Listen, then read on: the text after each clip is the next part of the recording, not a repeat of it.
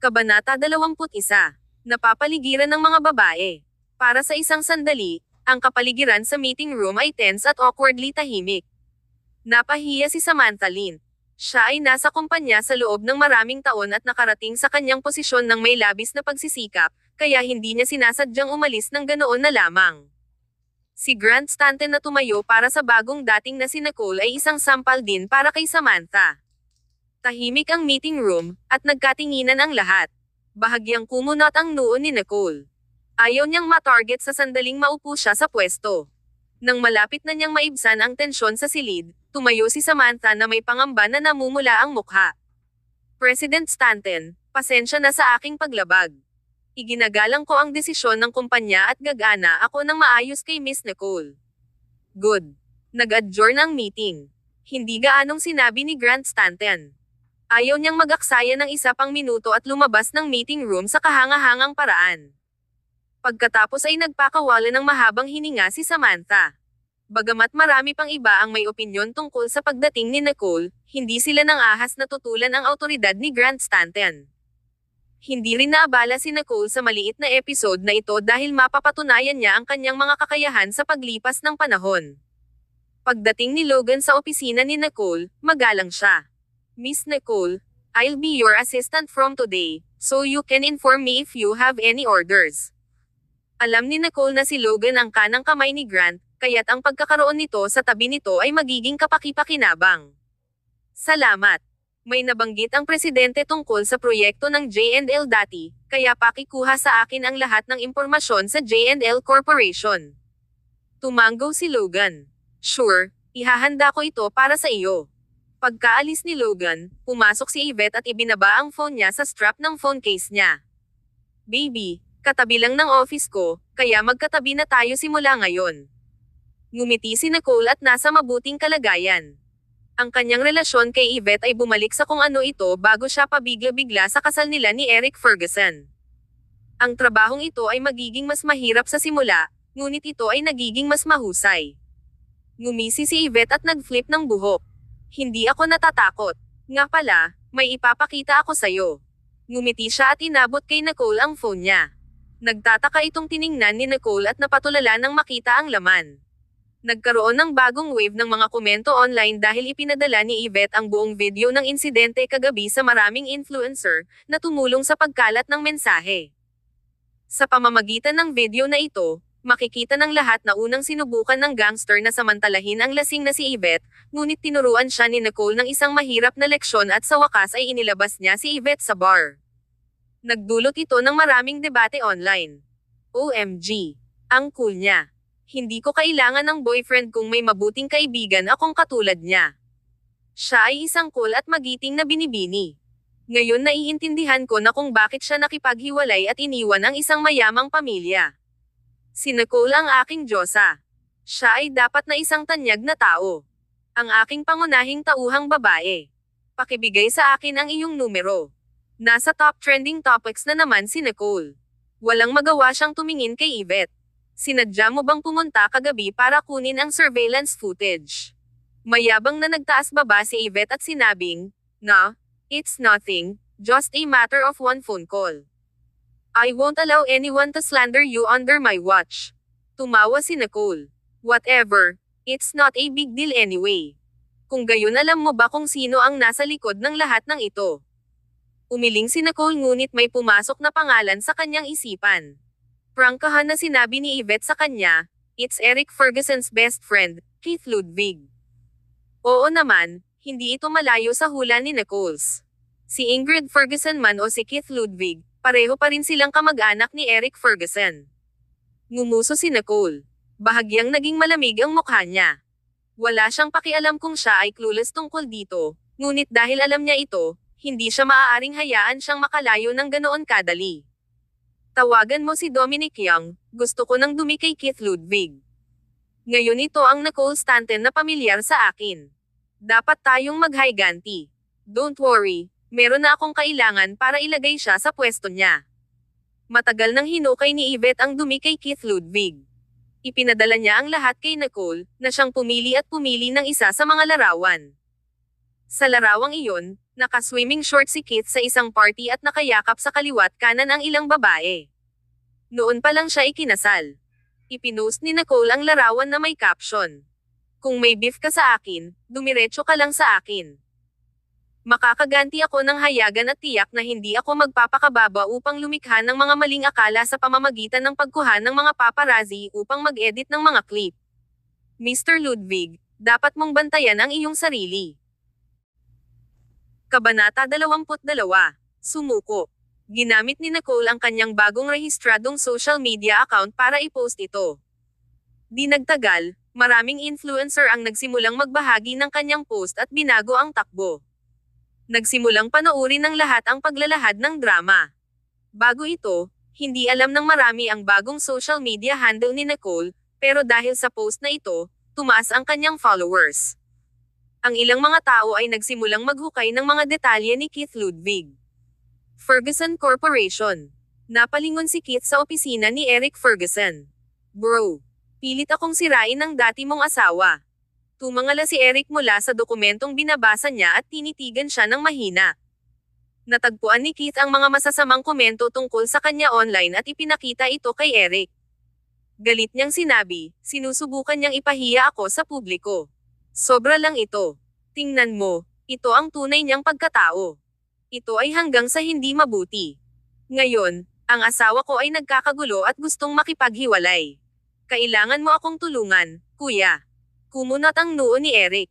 Nagdilim ang mga mata niya habang tinitingnan ang mga komento sa phone ni Keith. Pagkaraan ng mahabang panahon, sinabi niya sa malalim na boses, "So, you intended to cyberbully her but you got beaten, instead." Kinilig si Keith at nagmamadaling nagpaliwanag, "Ako. Gusto ko lang sana siyang turuan ng kaunting leksyon. Tsaka, hindi ko alam na edited pala yung video. Dinaya ng paparazzi yung pera ko and did me dirty this time." Inihagis ni Eric ang telepono sa desk at sinabing may malamig na mukha, "Serves you right. Bro, you gotta help me. Naloko ako ng paparazzi, and Ingrid asked me to help her with this. Kung hindi dahil sa akin, si Ingrid na lang ang isumpa ng mga yon." Malungkot ang mukha ni Eric. Sa pag-iisip sa nangyari noong nakaraan sa restaurant, hindi niya akalain na ganoon pala ang kanyang ate. Humingi ng tulong si Keith na may mapait na mukha, ngunit hindi natinag si Eric. "You asked for it, so deal with it yourself. Sa kakayahan mo, bakit ka pa nag-aalala sa ganitong klaseng bagay na walang kwenta?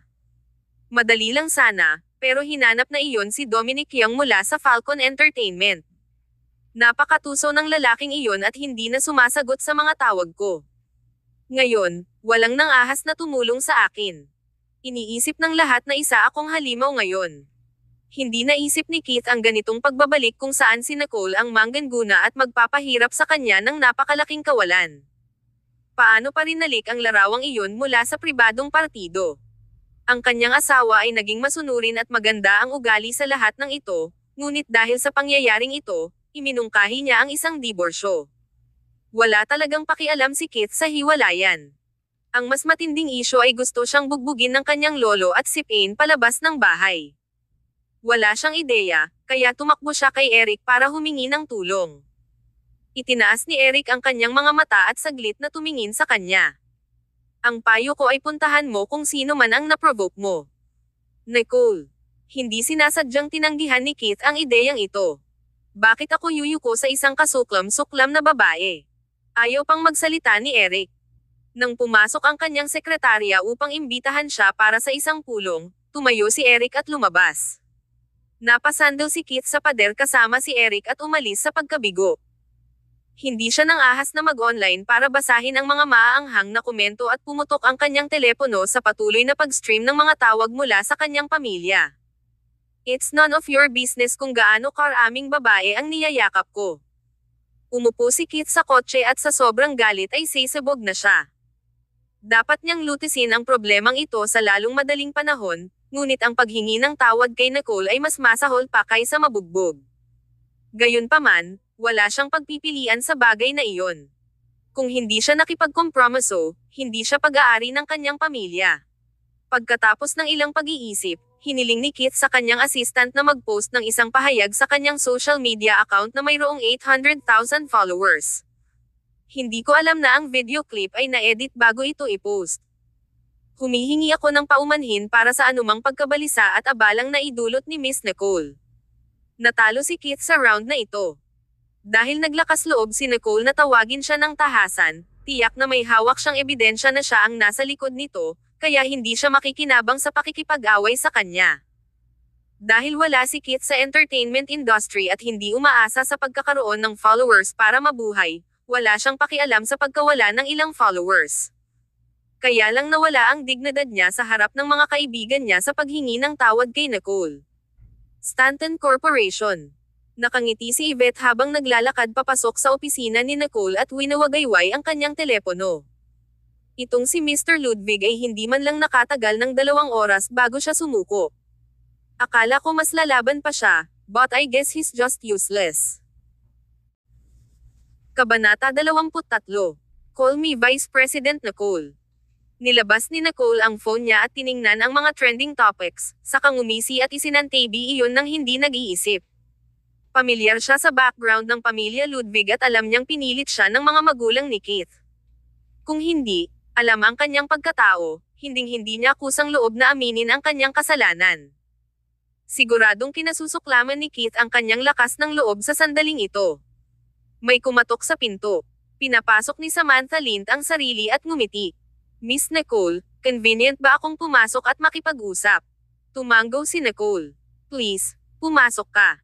Pumasok si Samantha at sinulyapan si Yvette na parang ayaw niyang magsalita sa presensya ng ikatlong tao, ngunit hindi sapat si Yvette na maghintay sa labas. Anong problema? Nakita ko na si Mr. Logan ay naghahanda ng ilang impormasyon tungkol sa proyekto ng J&L. Miss Nicole, maaaring hindi mo ito alam, ngunit wala kaming gaanong relasyon sa J&L Corporation at may maliit na pagkakataon para sa kooperasyon. Kung gusto mo to gain your footing in the company, why don't you cooperate with FH Corporation? I know na may project sila na bagay sa atin. Inilapag ni Samantha ang isang dokumento sa harap ni Nicole at nagtaas ng kilay. Nakangiti siya na para bang nabigyan niya ng magandang deal si Nicole. Tumigil sandali si Nicole. Okay, pag-iisipan ko. Miss Nicole, dapat mong isara ang deal na ito. Ang FH ay isang lumang kasosyo, kaya ang pagpunta sa proyektong ito ay sapat na para sa iyo na manindigan sa ating kumpanya. Tinarget ni Samantha si Nicole sa pulong ngunit pinadalhan siya ng napakalaking regalo pagkatapos. Ito ay magiging kakaiba kung walang malansa tungkol dito. Nagtaas ng mata si Nicole at ngumiti ng makahulugan. Please call me Vice President Nicole. Naninigas ang mukha ni Samantha at biglang naging matinis ang boses. Don't think that you're all that just because the president is fond of you. Kung kaya mo pang manatili ay depende sa swerte mo. Anyway, I've gave you this opportunity, so it's up to take it. Pagkatapos ng kanyang pagsasalita, si Samantha ay tumalikod at umalis, padabog na isinara ang pinto sa kanyang paglabas. Natigilan si Yvette dito at sinabing, ikaw ba ang amo niya, o siya ang amo mo? Walang kabuluhang binuklat ni Nicole ang file na ibinigay ni Samantha sa kanya. She assumed na magiging kanya ang posisyong ito kapag hindi ako nagpakita. Wishful thinking lang naman niya yun, di ba? Tumaas ang kilay ni Nicole at ngumuso saka iniabot ang dokumento kay Yvette. Naalala ko na isa sa mga hinahangaan mo ang Vice President ng FH Corporation. Natigilan si Yvette saglit at tumawa. Don't worry, aalamin ko kung ano ang fishy dito. Dahil ang aking matalik na kaibigan ay seryoso sa kanyang karera, dapat ko siyang suportahan sa anumang paraan na posible. Napaisip si Yvette. Nagring ang phone ni Nicole. Ipinakita ng caller ID na ang dati niyang kaibigan na matagal na niyang hindi makontak, si Julie Nixon. Si Julie ay nag-iisang nagtatag ng internationally renowned fashion brand, Cher. Napakasikat ng mga pribadong palabas sa fashion na kanyang ginanap kaya mahirap makakuha ng imbitasyon. Nang sunduin si Nicole, hindi na makapaghintay si Julie na magsalita. Sumama ka sa amin ngayong gabi.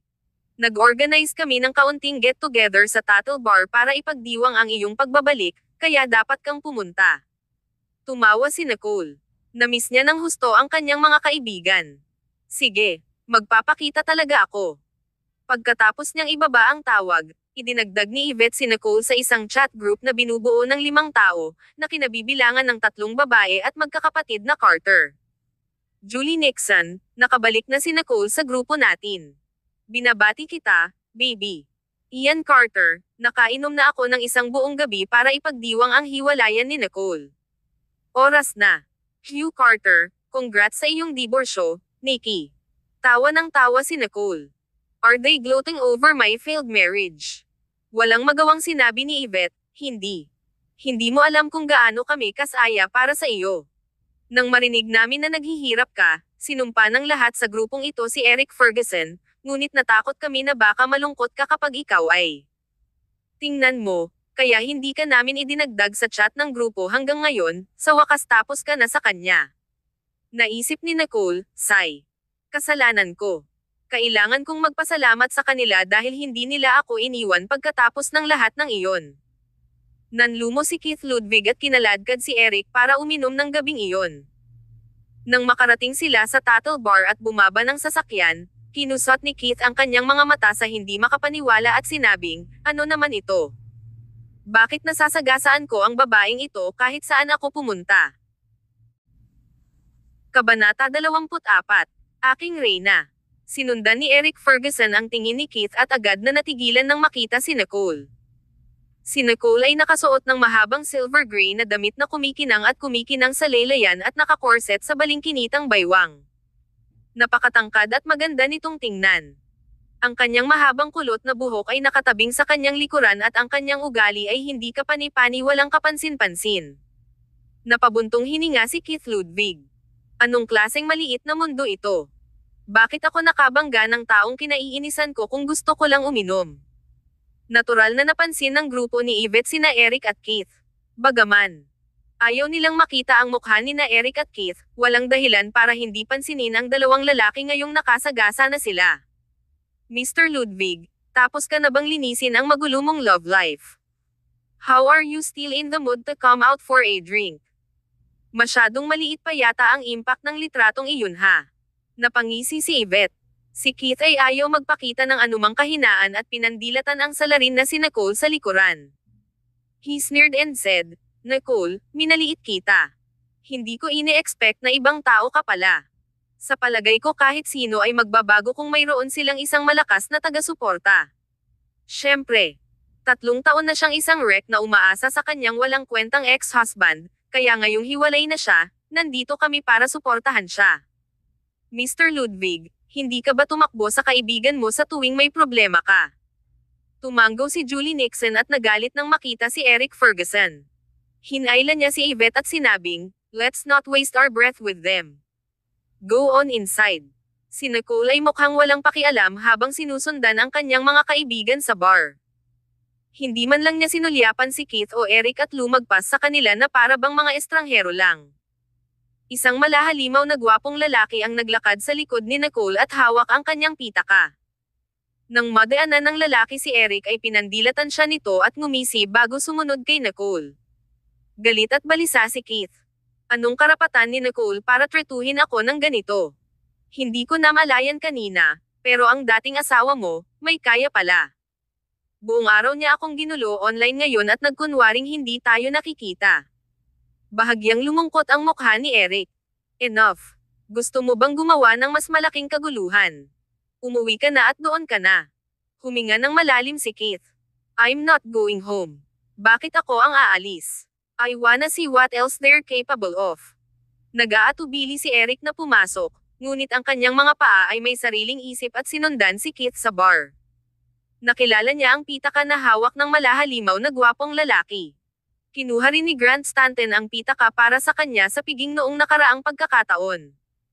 Percy yun ni Nicole. Kinaladkad ni Julie Nixon si Nicole paakyat sa ikalawang palapag at tuwang-tuwa. I'm hosting the last fashion show of the season in a few days. Isama mo ang pangatlong kapatid mo. I reserved good seats for you guys.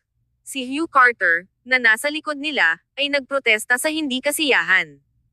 Matagal na akong nagpa-reserve tapos hindi mo pa rin ako binibigyan ng ticket. I don't care. I wanna sit next to Nicole. Managinip ka. Gumanti naman si Julie at binati si Ian Carter na nauna na sa kanila.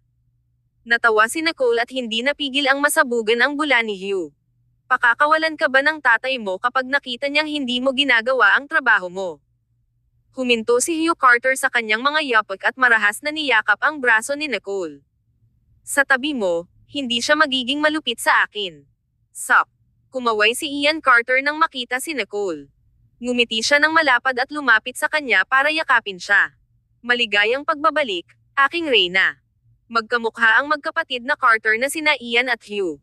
Hugh ang nakababatang kapatid na mukhang halimaw na gwapo. Kung papasok siya sa entertainment industry, siya na ang pinakamainit na rookie sa paligid. Si Ian ay mas matanda ng ilang taon at pangalawang anak ng pamilyang Carter.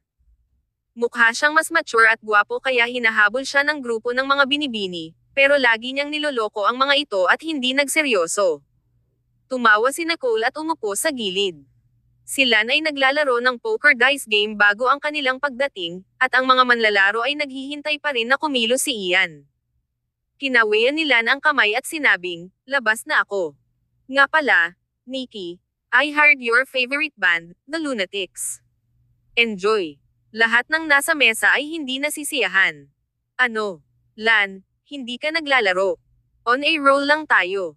Mr. Carter, nagkataon lang. Pag-akyat pa lang ni Keith at Eric, nakita nila si Ian Carter na matamlay na nakaupo habang iniikot ang isang baso ng red wine gamit ang isang kamay. Kabanata 25. Iba siya. Bagamat sila ay mula sa iba't ibang mga lupon, ang mataas na lipunan ay maliit, kaya ang lahat ay higit pa o mas kaunti ay mag-cross ang landas sa isa't isa. Kaya, magkakilala sina Keith Ludwig at Lan Carter. Nang makita ni Ian si Keith, natural na nakita niya rin si Eric Ferguson. Itinutok ni Ian ang kanyang baso bilang kilos. Ano ang isang pagkakataon, Mr. Ludwig? Nakita ni Keith na nakaupo sina Nicole at Yvette kasama si Lan, kaya naisip niyang magkasama sila dito. Tumalikod si Keith at hinayla si Eric paupo sa table nila. Let's play a game together. You won't mind, right, Mr. Carter? Hindi sumagot si Ian at lumingon kay Nicole. My queen, ayaw mo ba? Biglang tumayo si Nicole. Tulungan niyo ang sarili niyo, bababa ako para manood ng banda. Agad namang sumunod si Yvette. Let's go. Nakaka-suffocating na nagbabahagi ng parehong espasyo sa mga ganyang peste. Kumuha si Julie ng 3 bote ng fine wine at sinabing, sasama rin ako. Pinagmasdan ni Eric ang pagkawala ni Nicole sa hagdan bago niya binawi ang tingin at sumulyap kay Ian. Mr. Carter, ano ang relasyon niyo ni Nicole? Tinagilid ni Ian ang ulo niya at tumawa. Isang kaibigan. How can her kind be friends with you? Mr. Carter, don't be fooled by her. Bago pa matapos ni Keith ang kanyang pangungusap ay naputol na siya ni Eric. Keith. Nanlamig ang tingin ni Ian habang nakatingin kay Keith. And what kind is she? Mr. Ludwig, do you know her very well? Ay. Hindi nakaimik si Keith. Hindi naman siya niligtas ni Eric, kaya nakaramdam siya ng inis dahil hindi niya masabi kailan ang lahat ng kasuklam-suklam na ginawa ni Nicole. Ang malakas na musika sa ibaba ay nagpasiklab sa kapaligiran sa bar. Isang pamilyar na kanta mula sa The Lunatics, ang muling lumitaw pagkatapos ng 3 taon, na agad na pumukaw sa sigasig at pagnanasa ng mga tao. Lahat ay nagpalakpakan, umindayog, at tumangala sa mga tao sa entablado. Napabuntong hininga si Keith na hindi makapaniwala. Di ba nagretiro ang The Lunatics? Bakit sila nandito? Nabalitaan ko na tinanggihan pa ng The Lunatics ang isang 8-figure offer na mag-perform sa isang private show, pero pumunta sila sa bar na ito. May 3 tao sa banda na ito, ngunit 2 lang ang nagpakita. Gayunpaman, ang 2 ito ay sapat na upang pukawin ang pananabik at simbuyo ng damdamin ng mga tao habang kinokontrol nila ang enerhiya ng venue. Sumisigaw at sumisigaw si Yvette sa baba ng stage at hindi niya napansin na dinala na pala ni Julie si Nicole sa backstage. Mayroong 3 minuto bago matapos ang kantang ito. Kaka-appendectomy lang ni Dem, kaya hindi siya nakarating. Kung wala ang violin, mawawalan ng kaluluwa ang kanta. Ang huling kanta ay nangangailangan ng saliw ng violin sa bassist. Walang sino man kung hindi ikaw ngayon, kaya go. Nagulat si Nicole. Ako. Ikaw lang ang nakipaglaro sa kanila dati, so syempre, ikaw yon. Gusto mo ba talagang maging failure sila? Nandito sila dahil sa'yo. Plus, ayaw mo bang ibalik ang iyong lumang pakiramdam?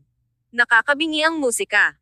Ang pamilyar na mga alaalang iyon ay nagpasigla kay Nicole. Ngumiti siya at sinabing, sige, tutuloy na ako. Malakas na naghiyawan ang lahat para sa banda. Ang kanilang mga katawan ay umindayog sa ritmo, at lahat ay tuwang-tuwa. Walang nakapansin na may bitbit na violin sa kaliwang kamay si Nicole habang hawak niya ang umaagos na damit gamit ang kabilang kamay habang umaakyat sa stage. Biglang nagdim ang mga ilaw, isang sinag lang ng ilaw ang naiwan sa stage. Nagliwanag sina Monster at Phantom, nakasali sa banda, nang makita si Nicole. Sinimulan ng bassist na si Phantom ang ritmo. Ang pinakamagandang bahagi tungkol sa piyesang ito ay nagsinungaling sa bassist at violinist duet, na isang ganap na banal na pagpapares. Kung hindi sila magkapantay, mawawalan ng kaluluwa ang kanta. Masigasig na kinuha ni Phantom ang himig, sapat lang para pasiglahin ang karamihan. Sa susunod na segundo, isang pinong, malambing na tunog ng violin na walang putol na isinama sa bass. Nang biglang huminto ang mga tambol, biglang tumunog ang violin na matapang, mayaman, at malalim. Ang lahat ay namangha nang makita ang babae sa entablado na mukhang cool at magiting. Ang violin sa kanyang mga kamay ay napakamahiwagang tumunog at nasa tono, na tumugma sa kanyang kakaibang estilo. Masyadong nalunod ang lahat sa musika nang biglang sumama ulit ang drums. Nagkaroon ng tacit understanding sa pagitan ng drummer at violinist habang pinagsasabay nila ang kanilang ritmo. Ang matinding kaibahan sa pagitan ng tindi ng mga tambol at ang lambot ng violin ay bumuo ng isang magandang medley. Matapos ang maikling 2 minutong pagtatanghal, ang hiyawan ng mga tao ay mas dumagundong at nakakabingi kaysa dati. Diyos ako! Diyosa ng bayalan! Sa ikalawang palapag, ang pagkabigla na bumalatay sa mga mata ni Eric Ferguson ay hindi nakilala. Kabanata 26. Ano ang pastahan? Pinangunahan ni Phantom sina Monster at Nicole na yumuko pagkatapos ng performance. Napangiti si Nicole at bumaba ng stage na may poise. Sa kabutihang palad, naaalala ko pa rin ang mga pangunahing kaalaman. Medyo kasiya siya pa rin ang pagganap na ito. Napaisip si Nicole. Sinundan ni Phantom at Monster si Nicole palabas ng stage. Lumapit si Monster at tinapik ang balikat niya. Lil Nicole, bakit hindi ka nalang sumali sa banda namin? We're willing to kick them out for you. Napayuko si Nicole at tumawa. Kung marinig ito ni Dem, malamang na bumangon siya sa kanyang higaan sa ospital at kalabanan ka. Napakasigla ni Monster. I'm so thrilled to perform with you today.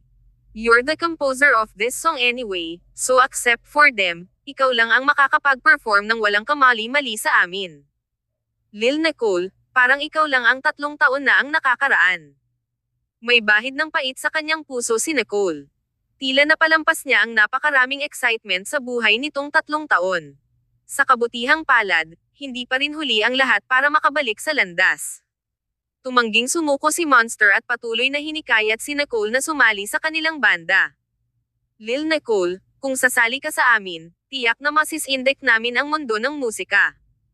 Tatanggihan pa lang ni Nicole ang alok niya nang nakangiting lumapit si Julie. Forget about it, Yuto. Nikki's gonna start her career all over again.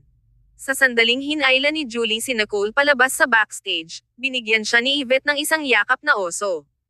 Nikki baby, that was fantastic. You're my goddess. Alam mo ba kung gaano ka-excited ang lahat? Your violin is simply amazing. Walang magawang inalis ni Nicole si Yvette sa kanyang katawan. Dahil lang sa kaayusan nilan kaya nagkaroon ng di malilimutang gabi si Nicole. Naisip ng 3 babae na dapat ay umalis na sina Eric at Keith, kaya bumalik sila sa ikalawang palapag. Sa hindi inaasahang pagkakataon, nakaupo sina Eric at Keith sa tabi ng magkapatid na Carter habang kakaibang tinitigan si Nicole sa sandaling nagpakita ito. Ngumuso sa kawalan si Yvette at hinayla si Nicole sa tabi ni Ian. Ian, let's play something. Nakakatamad umupo sa ganyang eyesores. Nagkibit balikat si Ian. Oo naman, maaga pa ang gabi. Lahat ng nasa ibaba ay sumisigaw para magkaroon ng encore ang The Lunatics. I didn't thought that Nicole could play the violin. Why didn't I hear about it before? Hindi mapigilan ni Keith ang pag-usisa niya. Talagang nabigla siya. Sa sandaling umakyat si Nicole sa entablado, siya ay sobrang cool at kumpiyansa na parang isang reyna na may kontrol sa buong audience. Why should we tell you? Who are you even? Sinimangutan siya ni Yvette at gumanti. Pakiramdam ni Keith ay inaatake siya, ngunit hindi niya pinansin ang kanyang mga balikat. Di ba sabi mo may gusto kang laruin? How about poker dice? Sinong gustong makipaglaro sa'yo? Nanunuya si Yvette at nagtatanim ng sama ng loob sa kanila para kay Nicole. Grabe na sila. Si Eric Ferguson, na hindi pa nagsasalita, ay biglang nagsalita sa malalim na boses, Nicole, natatakot ka bang makipaglaro sa amin ng isang laro lang? Simula nang umakyat si Nicole ay hindi na nalalayo ang mga mata ni Eric sa kanya. Inikat ni Nicole ang baso ng alak sa kanyang kamay at tumingin sa ibaba na tila walang interes at tinatrato sila na parang invisible. Pinigilan ni Eric ang pagkagulat. Ang Nicole na nakaupo sa kanyang harapan ay tila pamilyar ngunit kakaiba sa kanya.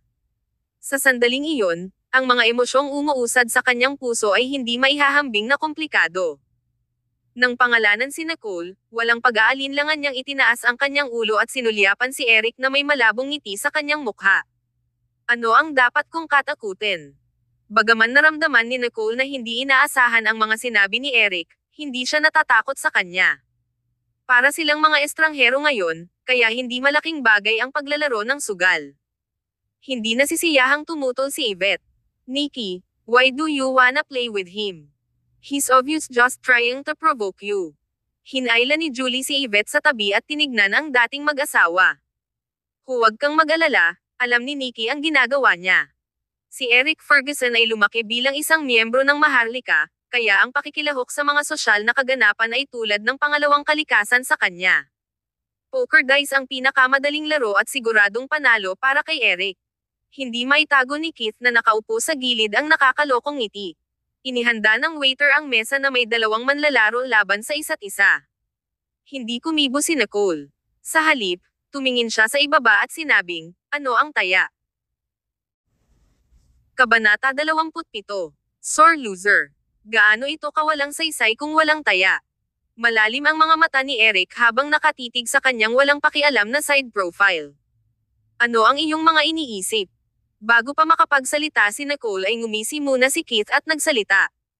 Kung matatalo si Eric, aalis ako dito ng hubot-hubad, ngunit kung matalo si Nicole. Sinulyapan niya ang magkapatid na Carter at nagpatuloy sa isang mapanghamak na tono, kailangan mong aminin sa publiko na nagpakasal ka sa pamilya Ferguson para sa pera, at hindi mo na maipapakita ang iyong mukha dito sa bansa kailanman. Nicole, maglakas loob ka bang tumaya dito? Natulala si Nalan at Hugh Carter. Sa sobrang galit ni Yvette ay gusto niyang tumayo at ipagtanggol si Nicole, ngunit hinayla ni Julie si Yvette pabalik at sinabihan siyang huwag maging pabigla-bigla. Lalong nagsalubong ang mga kilay ni Eric. Pipigilan na sana niya si Keith nang tumikim si Nicole at nagtaas ng kilay na nanunuya. Oo naman, tinatanggap ko. Si Nicole naman ay sobrang nanunuya kay Eric, na para bang hindi siya karapat-dapat na kalaban. Natawa si Keith sa katotohanang si Nicole ay walang kaalam-alam at hindi alam kung gaano kalakas ang kanyang kalaban. Sa buong bansa, ang mga kasanayan sa poker dice ay hindi matatawaran ni Eric, kahit na naglaro siya ng nakapikit.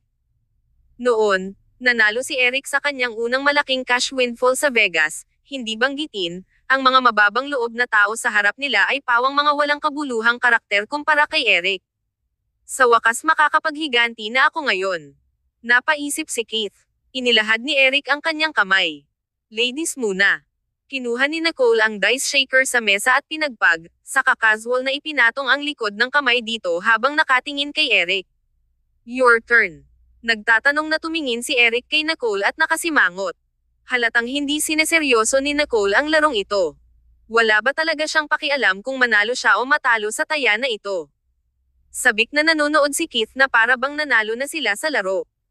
Baliw talaga si Nicole. Tingnan mo ang paraan ng pag-alog niya ng dice, napaka-unprofessional. Sa palagay ba niya ay mananalo siya sa dalawang simpleng pag-iling? Hindi pwede. Saglit na nag-isip si Eric, saka casual na itinaas ang dice cup. Ito ay isang 4 of a kind, isang inaasahang panalo. Sinulyapan niya si Nicole na hindi pa rin kumikibo. Sa sobrang tuwa ni Keith ay muntik na siyang mapatalon. Ferg, way to go. You used your usual skills. Dito ko naisip na baka maging soft-hearted ka. Pumalakpak si Ian Carter sa gilid at hindi na ito nagulat. Mahina siyang ngumiti at sinabing, Mr. Ludwig, hindi kailanman naging malambot ang puso ni Mr. Ferguson kay Nicole, ngunit sa wakas ay makikita natin ang kakayahan ni Mr. Ferguson ngayon. Bakit mo pinupuri si Eric? Are you trying to divert our attention and renege on the bet? Nicole, why don't you let us see your hand? Don't be a sore loser. Keith Ludwig. Ang mga walang laman na sisidlan ang gumagawa ng pinakaingay, kaya shut up. Hindi napigilan ni Yvette ang pagsaway. Napatingin si Nicole nang biglang naging tense ang atmosphere at mahinang tumawa. Ang kanyang mga payat na daliri ay tinapik ang dice cup ng 2 beses bago niya ito casual na tumaob. Bago pa makapag-react ang lahat, kinuha niya ang kanyang pitaka at tumayo. Aalis na ako, ituloy niyo na. Bukod kay Yvette at Hugh na parehong nagulat, si Julie at Lan ay tila inaasahan na ang resulta na ito at kalmado at hindi nababagabag. The moment Keith saw Nicole's dice, he just felt like dying. 5 ng isang uri. Paano niya nagagawang mapangunahan si Eric? Itong babaeng ito ay pasimpleng pinagpag ang dice sa mesa at nakakuha ng 5 o a kind. Nang muling dumilat si Keith ay nawala na ang babae. Yvette gloatingly slapped the table and smugly said, Mr. Ludwig, huwag mong kalimutang habarin ang puwit bago umalis. Gaya ng sinabi mo, huwag kang maging isang sore loser. Ikaw. Manloloko ka. Namumula ang mukha ni Keith habang umiikot ang lahat ng uri ng emosyon. Mr. Ludwig, ikaw ang gustong maglaro. Ito ang mga patakaran ng mesa, gayunpaman, maglakas loob kang sabihin na nanloloko kami kapag natalo ka. Kung hindi mo kayang matalo, bakit maglaro sa ang unang lugar? Mr. Ferguson, hindi ba? Ngumisi si Yvette at tinawag si Eric Ferguson habang nagngangalit ang kanyang mga ngipin sa galit. Tiningnan ni Keith ang matalik niyang kaibigan na may malaki, inosente, nagmamakaawa na mga mata. Ang mga salitang, iligtas mo ako, ay nakasulat sa buong mukha niya. Sumulyap si Eric kay Yvette, saka sinulyapan si Ian at Hugh bago dumapo ang tingin nito kay Keith. Natalo kami. Ang kanyang mukha ay kalmado at hindi natinag. Noong una, kakaiba ang pakiramdam ni Eric na medyo humiwalay ang tunog ng dice mula sa kamay niya at kamay ni Nicole. Gayunpaman, hindi man lang siya nalungkot na natalo siya. Sa halip, medyo natuwa pa siya. Kabanata 28. Ang paumanhin ay walang kabuluhan. Mabilis na umalis si Eric Ferguson sa mesa, naiwan si Keith na tulala habang nakatanggap siya ng mga masamang tingin mula sa mga kaibigan ni Nicole. Biglang naputol ang mahigpit na tali sa puso ni Keith. Pakiramdam ni Keith ay gusto lang siyang kainin ng mga taong iyon sa pangunguna ni Yvette ng buhay. Iniwan ako ni Eric ng ganon. Hindi ba tayo magkapatid? Napatingin si Keith sa mga taong nasa harapan niya at napakagat sa ibabang labi habang walang dignidad magsalita, Can you please spare me this time? Sabay-sabay na sinabi ng buong grupo, hindi. Sa baba. Lumabas si Nicole sa gilid ng pinto kung saan walang tao. Kaka-text lang niya sa kuya niya, dapat dumating na ang driver niya. Nagpadala rin siya ng mensahe kay Yvette. Nicole. Isang garalgal na boses ang tumawag sa kanyang pangalan habang nakatayo sa gilid ng pinto ang matangkad at matipunong figure ni Eric. Saglit na natigilan si Nicole, saka agad na inilagay ang kanyang aloof at guarded look. Nang mapansin ang pagbabago ng ekspresyon nito, bahagyang ibinaba ni Eric ang kanyang mga mata. Ano ang problema, Mr. Ferguson? Malamlam ang ilaw sa gilid ng pinto at pinahaba ang kanilang mga anino. Nang humakbang pasulong si Eric, umatras si Nicole, na nagtakda ng malinaw na hangganan sa pagitan nila. Napangisi si Eric at itinapon ang nakasinding sigarilyo sa kanyang kamay sa tabi. Nagpatuloy ito sa paglapit sa kanya at tinitigan siya ng malapitan. Nicole, na-provoke ka muna ni Ingrid sa restaurant, so get her to apologize to you. Ibinaba ni Nicole ang kanyang mga mata at natawa saglit. Bigla siyang tumigil sa pagngiti at mukhang malamig na may bakas ng panunuya sa kanyang mga mata. Hindi na kailangan yon. Bantayan mo lang ng maayos ang pamilya mo. Ang insidente sa restaurant ay hindi lamang ang kailangan nilang humingi ng tawad. Hindi na pinansin ni Nicole ang paghingi nila ng tawad. Bahagyang kumunot ang noo ni Eric at may gustong sabihin, ngunit naputol ang pagsigaw ng isa mula sa pinto. Nang tumingin siya, nakita niya ang isang nakahubad na Keith na tumatakbo palabas habang nakatikip ang mga kamay sa mukha. Siya ay napahiya at desperado na ang kanyang boses ay basag. Hindi kita hahayaang makawala dito. Nang makarating si Keith sa pinto, may kumislap na liwanag. Huminto sa kinatatayuan ang hubot-hubad na lalaki at laking gulat niya nang makitang nakatayo sa tabi niya sina Eric at Nicole. Nahihiya siya at naiinis habang tinuturo si Nicole gamit ang nanginginig niyang braso. Gusto pa niyang umiyak. Ikaw. Nagpa-picture ka pa. Tiningnan ni Nicole ang larawan sa kanyang telepono nang may kasiyahan. Hindi ito malabo at maganda lang ang anggulo para makuha ang lahat. Ito ay simpleng perpekto. Marahan niyang ikanawit ang gilid ng labi niya at sumulyap kay Keith na pagalit. Mr. Ludwig, sayang naman kung walang nagre-record ng nakakaaliw mong performance kaya sinadya kitang hinintay dito. Alam ni Nicole na hindi magkakaroon ng lakas ng loob si Keith na umalis sa harap ng pintuan, at mayroon lamang isang gilid na pinto sa bar na ito. Ikaw. Galit na galit si Keith kaya hindi siya nakaimik at tinakpan ng dalawang kamay ang dibdib niya. Malamig ang tingin ni Nicole at matigas ang tono habang sinasabi, "If you dare to mess with again, I'll post this photo for the whole world to see." Iniisip ba niya na ako ang kaparehong hanggal na babae noong nakaraang 3 taon? How dare he mess with me? Sa sandaling lumingon si Nicole, naghihintay sa tabi ng kalsada ang driver ni Grant Stanton. Magalang na yumuko ang driver at matiyagang naghintay kay Nicole na matapos ang kanyang negosyo. Hindi man lang sumulyap si Nicole kay Eric at nilagpasan siya, saka umupo sa loob ng luxury car ni Grant. Unti-unting yumandar ang sasakyan sa paningin, at saka lang binawi ni Eric ang kanyang tingin. Kahit papaano, hindi komportable si Eric nang makitang hindi natinag ang mukha ni Nicole at puno ng panunuya nang wala kahit kay titing na hiya o pag-iwas nang tumakbo palabas si Keith na hubot-hubad. Gayunpaman, nang lingunin ni Eric ang mga kaganapan ngayong gabi, mula sa violin performance ni Nicole sa entablado hanggang sa poker dice game, biglang nagbago ang orihinal niyang impresyon sa maayos at tahimik na si Nicole. Bawat galaw niya ay napakahiwaga. Pakiramdam niya ay may manipis na ulap na pumapalibot sa kanya, na nagiging dahilan upang hindi siya makita. Sa pag-iisip nito, naging irritable na naman ang kaibuturan ng puso ni Eric.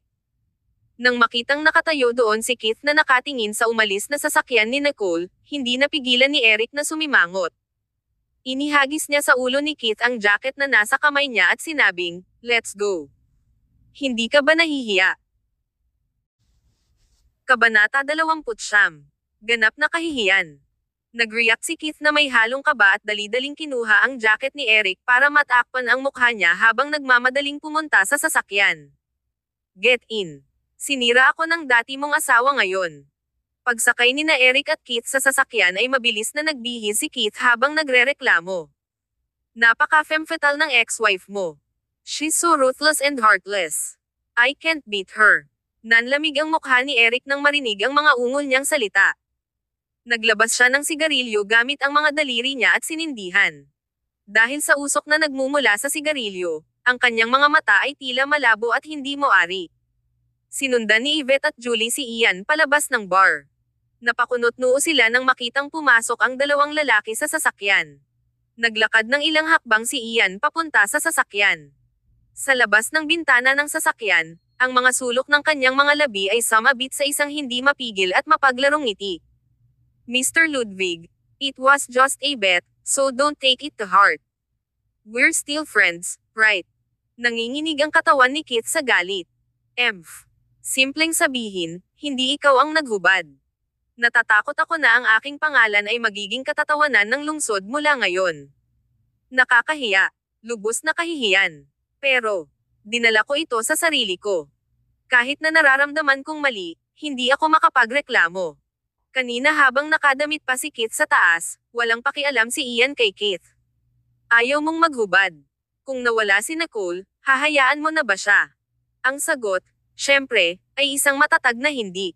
Kaya naman, naghubad si Keith ng kanyang damit. Gusto ni Keith na huwag pansinin si Ian at magpakawala ng malamig na ungol. Mayabang niyang inilayo ang kanyang ulo para ipahayag ang kanyang galit. Napatingin si Eric kay Ian. Malalim at mapanganib ang kanyang boses habang sinasabi, Mr. Carter, inilalabas mo ba ang iyong galit sa ngalan ni Nicole ngayon? Mr. Ferguson, nagbibiro ka di ba? Hindi ba halata na si Nicole ang nagwagi sa sarili niya? Dapat handa kang matalo kapag pumupusta. Ang isang malaking lalaki na tulad mo ay hindi maikukumpara sa isang babae, ha? Walang pakialam na tumawa si Ian at tinapik ang daliri sa bintana ng sasakyan. Saglit siyang nag-isip at binigyan ng makahulugang tingin si Eric. Mr. Ferguson, hindi mo inaasahan na mananalo si Nicole, di ba? Ito ay talagang hindi inaasahan. 3 taon na kayong kasal, pero hindi mo pa rin siya kilala. I guess in your eyes, Nicole is worth nothing. Ian had a faint smile in his eyes. Huminga siya ng malalim, tumagilid ang ulo, at ngumiti ng malahalimaw. Pero, hindi mo na siya kailangang kilalanin sa hinaharap, dahil sa amin, Nicole will always be the best. Itinaas ni Ian ang kanyang hinlalaki at itinaas ang kanyang kilay sa pag-irap. Matalim at nagbabanta ang tingin ni Eric habang nakapikit. Mr. Carter, hindi ka naman magkakainteres sa babaeng yan di ba? Tumawa ng malakas si Ian at sinalubong ang kanyang tingin. I want to pursue her, and I have to thank you for letting her go para makuha ko ang pagkakataong ito. Walang pakialam na binawi ni Eric ang kanyang tingin at tumingin sa harapan na walang ekspresyon ang mukha. Si Keith na nakaupo sa gilid noon ay hindi na nakatiis at sinabing, bakit ba ang dami mong sinasabi? Ferg, magmaneho ka na lang. Talagang hindi niya kayang manatili dito ng isa pang sandali. Inapakan ni Eric ang pedal ng gas at agad na umalis. Nakita ni Keith ang biglang pagbabago ng ekspresyon ni Eric at nagulat siya. Galit ka ba? Obvious naman na interesado si Ian Carter kay Nicole, so anong masama kung umamin siya? Napaisip si Keith. Ayaw sagutin ni Eric si Keith at ang sabi lang, hindi mo ba naisip na mas dapat mong pakialaman ang mga litrato mo? Ha, paano ba ito? Nagmura si Keith. Ito ang unang beses na natalo siya ng parehong babae ng 2 beses na magkasunod. Bakit kailangan mo siyang pakasalan noong una? Maraming babae ang tama para sa'yo, so why her? Sa totoo lang hindi ko alam kung ano ang iniisip mo. Lahat kami ay naawa sa iyo, o maswerte para sa iyo, hindi namin siya tinuring na isa sa atin. Ungol ni Keith. Huminto ang sasakyan. Mas lalong umitim ng ilang shade ang mukha ni Eric at biglang nakaramdam ng hindi komportableng pagsikip ang kanyang dibdib. Hindi nila siya tinatrato bilang isa sa atin. Ganon din ba ako? Napaisip si Eric. Lumabas ka. Malamig ang boses ni Eric. Napatingin sa kanya si Keith na nagtataka. Bakit? Pupunta ako sa opisina, wala ka sa daan. Hindi maipaliwanag na malungkot ang mukha ni Eric. No choice si Keith kundi bumaba. Habang nakatayo siya sa malamig na hangin at pinagmamasdan ang paglayo ng sasakyan, bigla niyang napagtanto na hindi papunta si Eric sa direksyon ng kanyang opisina. Sa kabilang side naman, si Yvette naman ay lumakad na pabiro. That Keith Ludwig should lay low for now. Talagang hindi siya actress hanggat hindi siya nabubunggo sa pader. Tumanggo si Julie. Kung hindi natin ipapakita sa kanya kung sino ang boss, iisipin niya talaga na pushover si Nikki. Natigilan si Yvette saglit. Ngunit kailan nagsimulang maglaro ng poker dice si Nikki, at napakagaling niyan. Nagkatinginan si Julie at Ian at nagtawanan. Paliwanag ni Julie, noong si Nikki ay nag-aaral sa ibang bansa, may 1 month na nag-away siya sa kanyang pamilya, kaya pinutol nila ang kanyang pananalapi. Tapos, kahit papaano, naloko siya na magtrabaho bilang dealer sa pinakamalaking underground casino doon. Sa kanya. Nagulat siya, natutunan niya ang mga kasanayang iyon sa ilalim ng mesa at gumawa pa ng malaking kapalaran.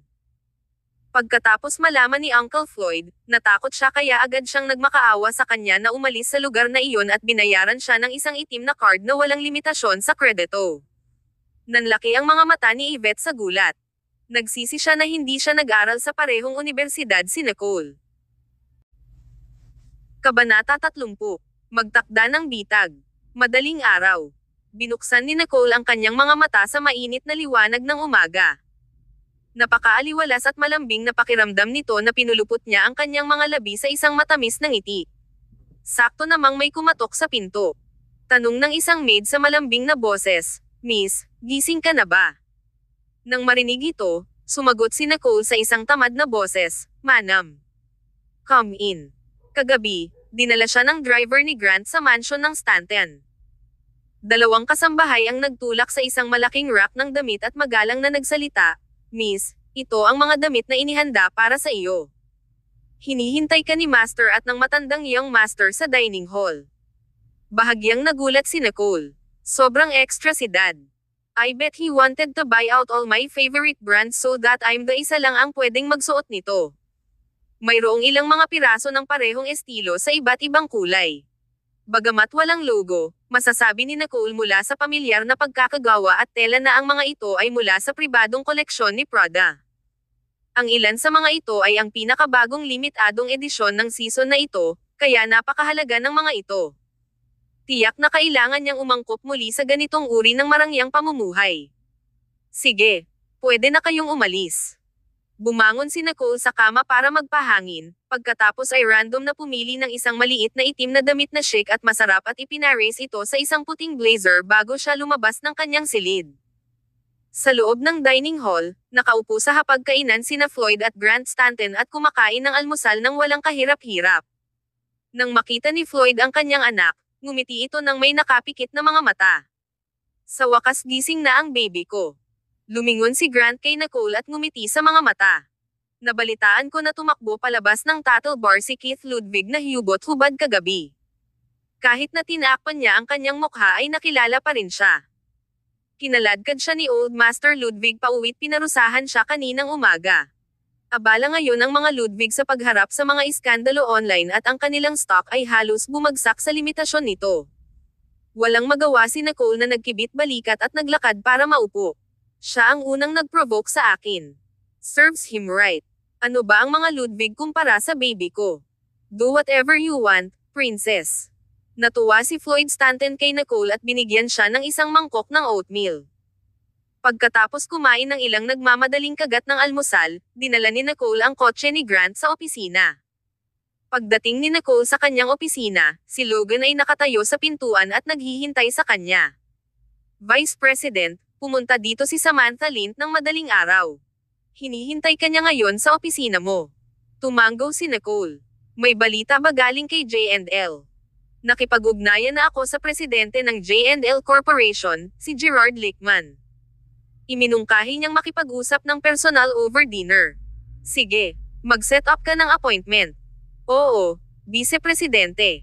Nang itulak ni Nicole ang pinto ay nakita niyang dahan-daang umiikot si Samantha sa kanyang upuan na tila nasasarapan.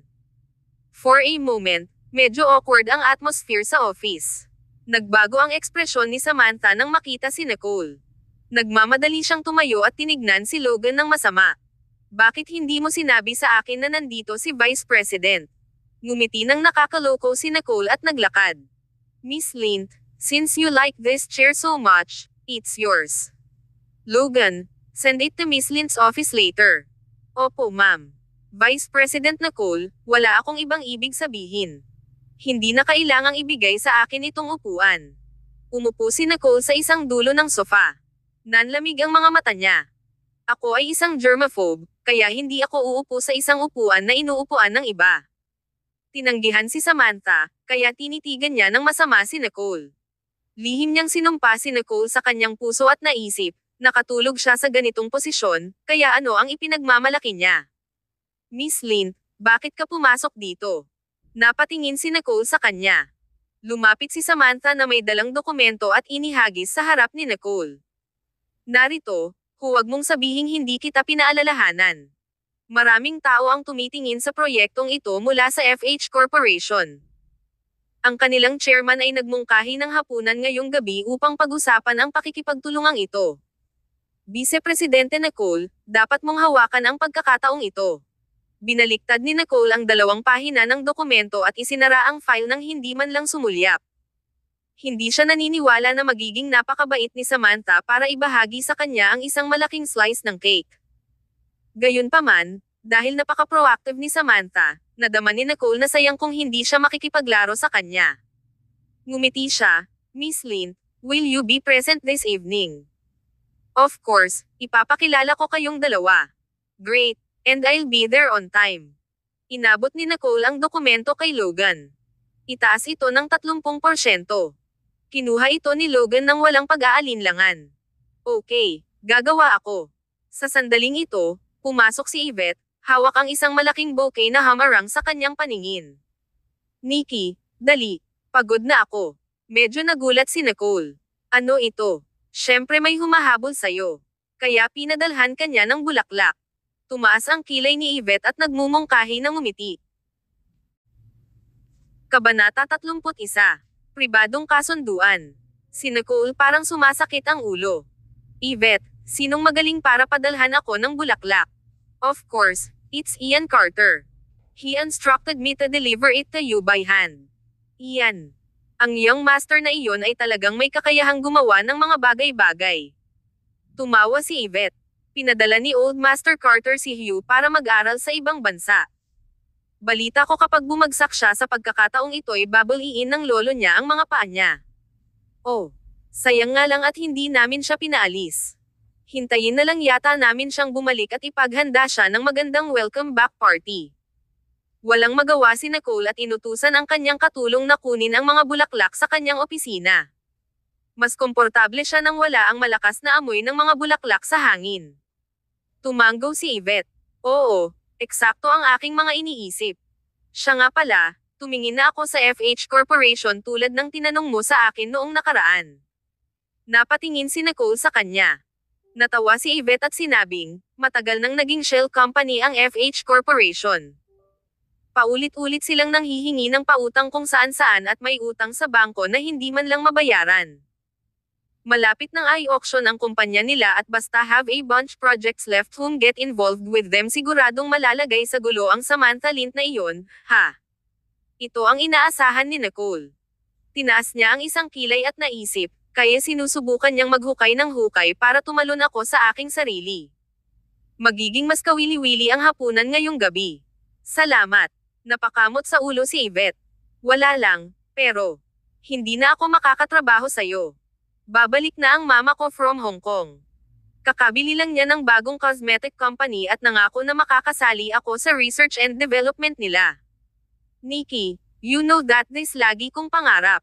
Ang ina ni Yvette ay isang sikat na career woman sa industriya. Noon pa man ay gusto niyang maging bahagi ng pamamahala si Yvette sa negosyo ng kanilang pamilya, ngunit mas gusto ni Yvette ang gawaing laboratorio. Dahil sa wakas ay nakakuha na siya ng pagkakataong makilahok sa pananaliksik, tiyak na hindi siya susuko dito. Napangiti si Nicole. Oo naman, kung gayon, hinihiling ko sa aming pinakamamahal na Miss Quimby ang lahat ng kayamanan sa mundo. Nagkatinginan ang dalawang babae at ngumiti. Hindi na kailangang magsabi pa dahil nagkaroon sila ng tacit understanding sa pagitan nila. Kung gayon dapat kang mag-ingat. Magtanong ka lang kung kailangan mo ng tulong sa anumang bagay.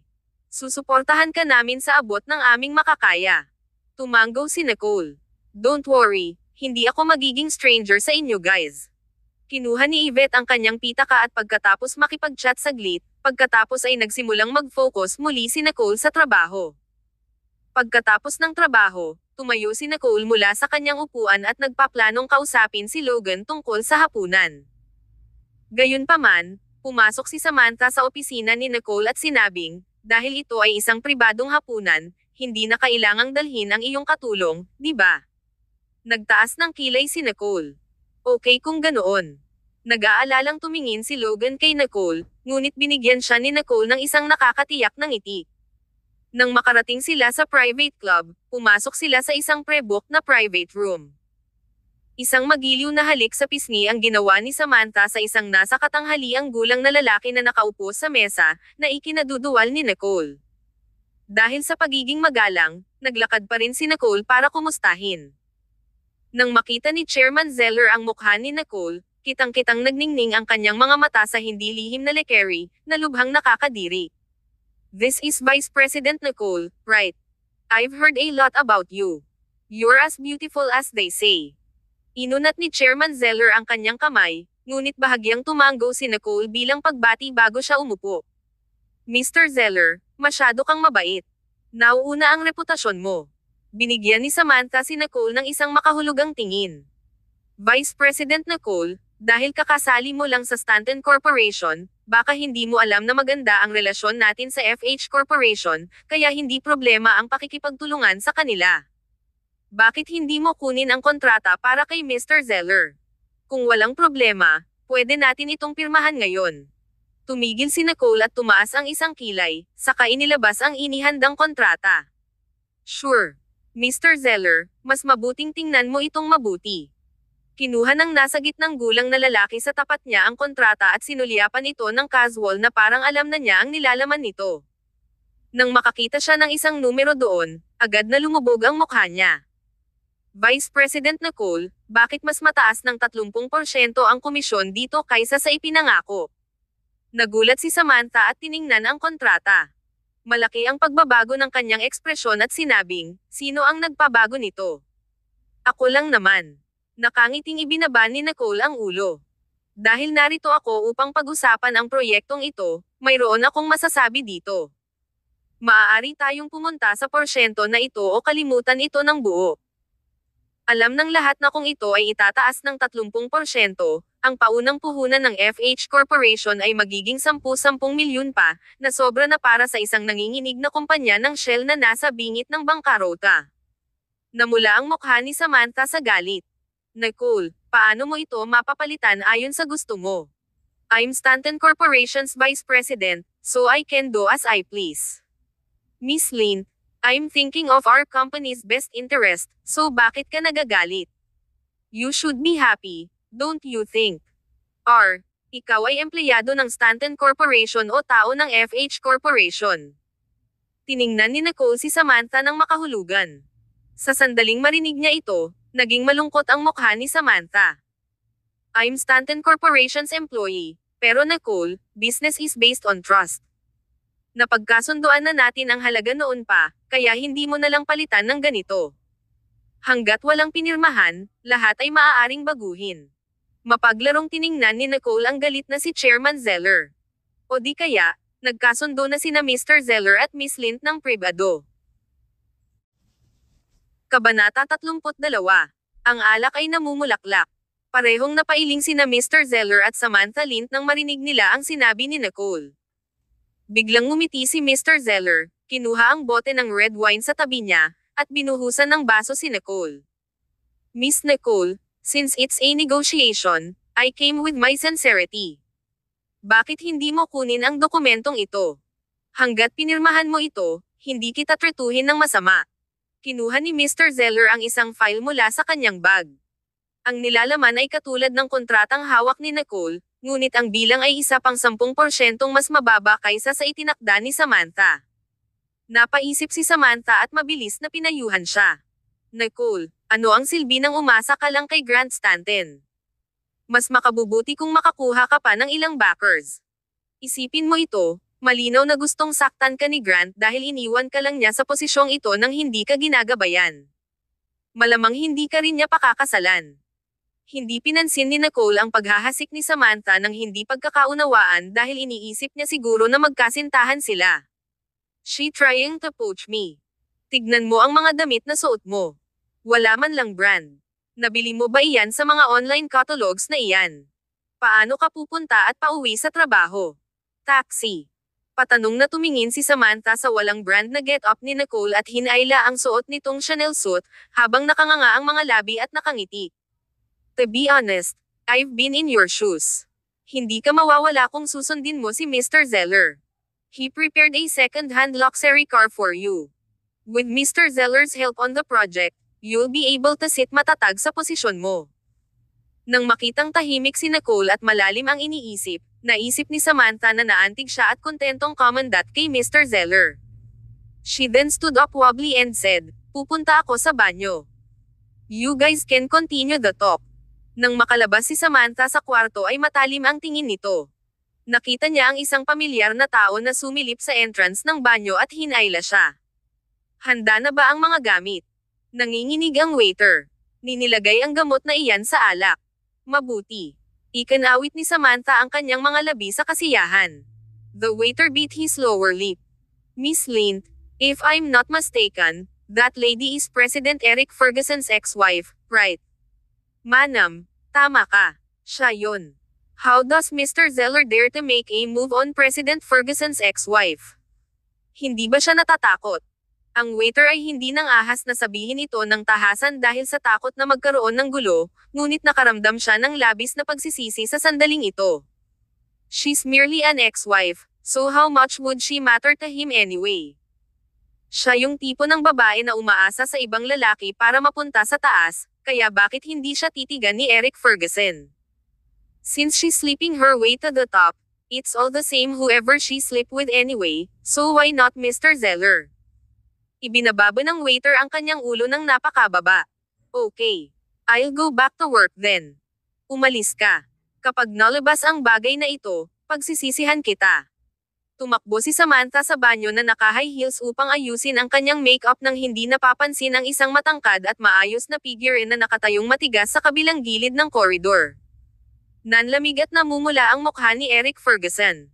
Ang kanyang mga mata ay mahigpit at nakakatakot habang hinihila ang isang waiter sa malapit. Saang kwarto si Nicole? Ha? Mr. Ferguson. Mayaman at sikat ang sinumang lumabas sa private club na ito, kaya ang mga waiter dito ay dumaan sa basic training ng pagkilala sa mga elite. Nakilala agad ng waiter na iyon si Eric Ferguson at natakot siya na namutla ang mukha. Sabihin mo sa akin. Sa Raw Room 3888. Nauutol na sabi ng waiter. Hindi niya kayang makipagkulitan kay Chairman Zeller, ngunit nasa ibang antas si Eric Ferguson. Tumalikod si Eric at umalis, naglalabas ng matinding lamig. Sa pribadong kwarto 3,888. Ngumiti ng malapad si Chairman Zeller habang inabot niya ang kamay ni Nicole sa mesa. Gayunpaman, hindi niya nagawang hawakan siya. Dinampot ni Nicole ang baso ng alak at marahang inikat ang alak sa loob nito gamit ang mahahabang payat niyang mga daliri na tila isang gawa ng sining.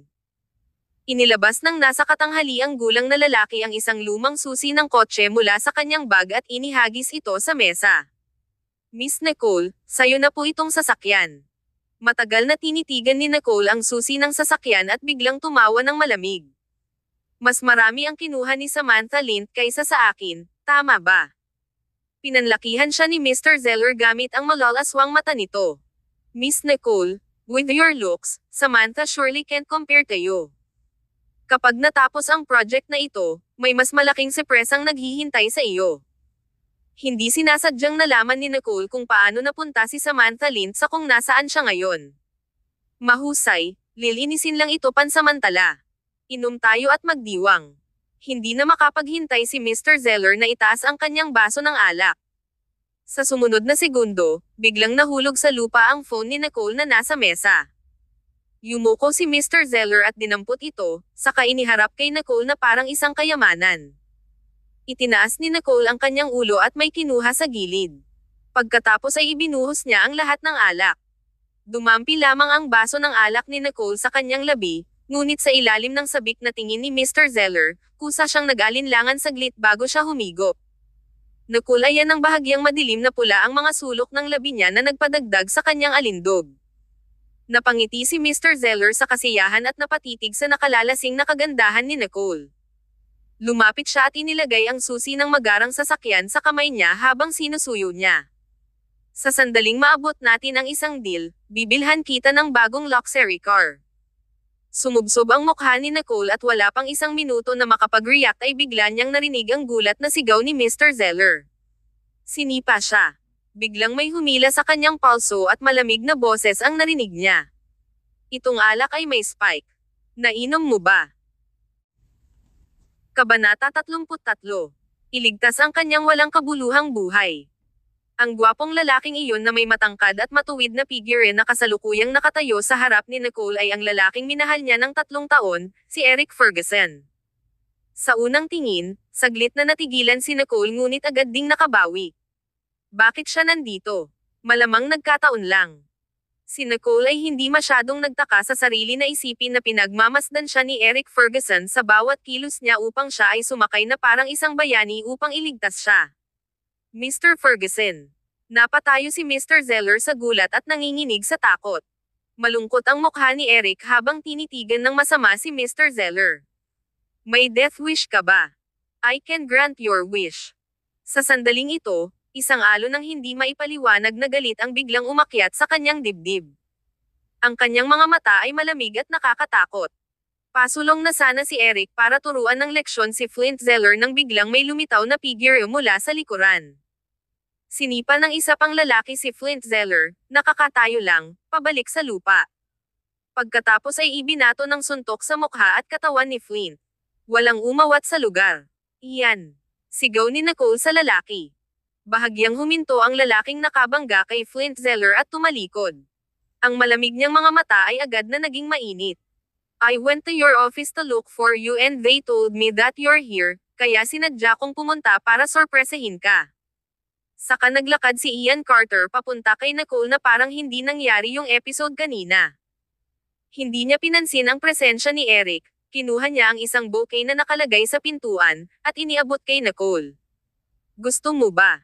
Napabuntong hininga si Nicole. Kahit na ang kanyang mga plano ay nag-ambala, higit pa o mas kaunti ay nakuha niya ang kanyang pinanggalingan, kaya hindi ito ganap na kabiguan. Salamat, pero kalimutan mo na siya. Kung itutuloy mo ang pagsuntok sa kanya, baka mamatay siya. I don't wanna get into trouble. As you wish, my queen. Ngumiti si Ian at nagpatuloy, kung gayon ay ililibre ko ang kanyang walang kwentang buhay. Napatingin si Flint Zeller sa mga taong nasa harapan niya na may takot. Ang isa sa kanila ay ang second young Master Carter, at ang isa ay si Eric Ferguson. Hindi niya kayang makipagkulitin sa alinman sa kanila. Di ba sabi nila si Nicole ay inabandona ni Eric Ferguson? Paano pa siya nakikialam sa mga bagay niya? Nang marinig ni Flint na ililigtas nila ang kanyang buhay, tiniis niya ang pagkahilo at nais na tumakas sa takot. Tiyak na ayaw niyang pakialaman ang dalawang malalaking shot na ito. Bago pa siya gumapang palabas ng kwarto. May matigas na bagay na dumapo sa kanyang ulo bago ito bumagsak sa lupa. Ito ay ang mga susi ng sasakyan. Malamig na ngumisi si Ian. Alisin mo to. Huwag mong dungisan ang mata ng girlfriend ko. Oo. Oo. Si Flint Zeller ay tumakbo palabas sa takot. Natigilan si Nicole. Tingnan mo. Anong girlfriend? Napatingin siya kay Eric at nakaramdam siya ng kakaiba. Pagkatapos ay tumingin siya sa kanya ng malamig at malalim na tingin. Mr. Ferguson, bakit ka nandito? Oo, curious din ako. Bakit ka nandito, Mr. Ferguson? Ian looked at Eric with obvious na pagsisiyasat. Nicole, hindi mo ba alam na may problema sa alak? Bakit ka dumadalo sa lahat ng klase ng hapunan? Ito ba ang buhay na gusto mo? Halata ang pangungot siya sa kanyang mga salita. Siya ay sinamahan ang iba sa hapunan at nadroga ng hindi nalalaman. Ito ba ang buhay na gusto niya pagkatapos ng aming hiwalayan? Kahit papaano ay lumabas ang galit sa kanyang dibdib ng mga sandaling iyon. Napayuko si Nicole at tumawa. Nagpakatanga talaga ako para isipin na napakabait niya para tulungan ako. Gusto lang pala niyang humanap ng dahilan para turuan ako ng leksyon. Tumangala siya sa kanya gamit ang matingkad at maislan nitong mga mata na may nakatagong talas. Sa gulat na tingin ni Eric, kinuha ni Nicole ang baso ng alak sa mesa at ibinaba iyon. She then hooked up her lips and stood up. Salamat sa tulong mo, Mr. Ferguson. Pinalitan ko na ang alak noon, pero wala ka ng karapatang magkomento sa gusto kong gawin sa buhay ko. Sino siya para i-lecture siya? Nang tumayo si Nicole para umalis, hinawakan ni Eric ang braso niya at malamig na tinitigan siya. Anong ibig mong sabihin? Hindi mo sinagot ang tanong ko. Ngumisi si Nicole at sinabing may tuwid na mukha, hindi ko ito sinabi ng tahasan bilang paggalang sa iyo, Mr. Ferguson. Pumunta ako dito para sa trabaho, na tiyak na mas mabuti kaysa sa pagiging isang mababang lingkod ng iyong pamilya noong nakaraan. Eto na, may pagkakaiba ba ang pamilya mo at si Flint Zeller? Kabanata 34. Treat you like a sister. Ngumisi si Nicole at hindi na muling tumingin kay Eric Ferguson. Kinuha niya ang kanyang telepono at pitaka, pagkatapos ay tinapak niya ang kanyang high heels. Ang kanyang likod ay slim at nagbigay ng kumpiyansa. Tumaas ang kilay ni Ian at agad na sumunod kay Nicole. Nakatayo si Eric sa kinatatayuan. Ang kanyang tingin ay kasing lamig ng yelo. Parang may tinak sa puso ang sinabi ni Nicole kaya hindi siya komportable. Ang pagiging hamak na lingkod ng aking pamilya. Kailan naging utusan ang titular na si Mrs. Ferguson? Parang napakaraming bagay na hindi alam ni Eric. Pagkalabas ni Nicole, nakita niya ang isang pulang-pula na Flint Zeller na hinihila si Samantha Lint sa pasukan. So, she already knew and was prepared for it. Tapos yung paglipat ko kanina ay kalabisan. Sok, isip ni Nicole. Sumakay si Nicole sa kotse at umalis. Nang marinig niya ang hindi pagkakaunawaan ni Eric kanina, nasaktan siya dahil hindi niya alam kung anong klaseng tao siya pagkatapos ng 3 taong pagsasama. Pagkaraan ng ilang sandali, bumalik si Nicole na kalmado at hindi nagpakita ng anumang pagbabago sa mood. Nangako siyang hindi nalilinggan at uulitin ng 2 beses ang parehong pagkakamali. Walang kinalaman si Eric Ferguson sa kanya. Huminto si Ian at sumulyap kay Nicole. Iniligtas kita ngayon, kaya paano mo ako gustong pasalamatan? Anong klaseng regalo ang gusto mo? O gusto mo ako na lang mag-transfer ng pera sa account mo? Tumingin si Ian sa kanya ng isang pekeng ngiti. Ito ang unang pagkakataon na sinubukan akong sampilan ng isang babae ng pera, ngunit mas gusto kong ay pangako mo ang iyong sarili sa akin. Sinaman siya ng tingin ni Nicole. Managinip ka. Bakit? You should give me a chance. Ungol ni Ian. Binigyan siya ni Nicole ng matalim na tingin. Palagi kitang tinuring na kapatid. Umawang ang labi ni Ian. Anyway, I'll prove that I'm the most suitable person for you. Hindi alam kung saan nanggaling ang kanyang kumpiyansa, hindi napigilan ni Nicole na matawa. Umayos ka. Pagkatapos ng lahat, ang sigasig ni Second Young Master Carter ay karaniwang hindi tatagal ng 1 buwan. Napatingin si Ian sa kanyang ngiti at nakaramdam ng kirot sa kanyang dibdib. Hindi na niya muling ibibigay ang pagkakataong ito sa iba. Pagka-uwi ni Nicole, tuwang-tuwang tinawagan siya ni Yvette para magtanong tungkol sa progress. Kinuwento ni Nicole sa kanya ang nangyari. Bahagyang natigilan siya nang banggitin niya si Eric Ferguson at bahagyang hinarap ito. Itong Samantha Lint ay parang bugaw sa mga nightclub na iyon. I think her talent's wasted in the company. She should really be a pimp instead. Napayuko si Nicole at tumawa. Oras ko na para tanggalin siya. Kaya naman ni Samantha, nagkikimkam lang siya ng masasamang intensyon. Isa lang naman siyang clown. Wala namang masama sa akin na panatilihin siya. Basta hindi siya manggugulo. Kinabukasan. Kinaumagahan, pumunta si Nicole sa opisina at napag-alaman na ang kanyang upuan ay pinalitan ng bago. Nasiyahan siya sa kahusayan ni Logan at nagtimpla ng isang tasa ng kape nang biglang bumukas ang kanyang pinto. Nicole, are you deliberately trying to mess up? I obviously asked you to accompany Mr. Zeller to dinner, but you left me behind. Galit na pumasok si Samantha.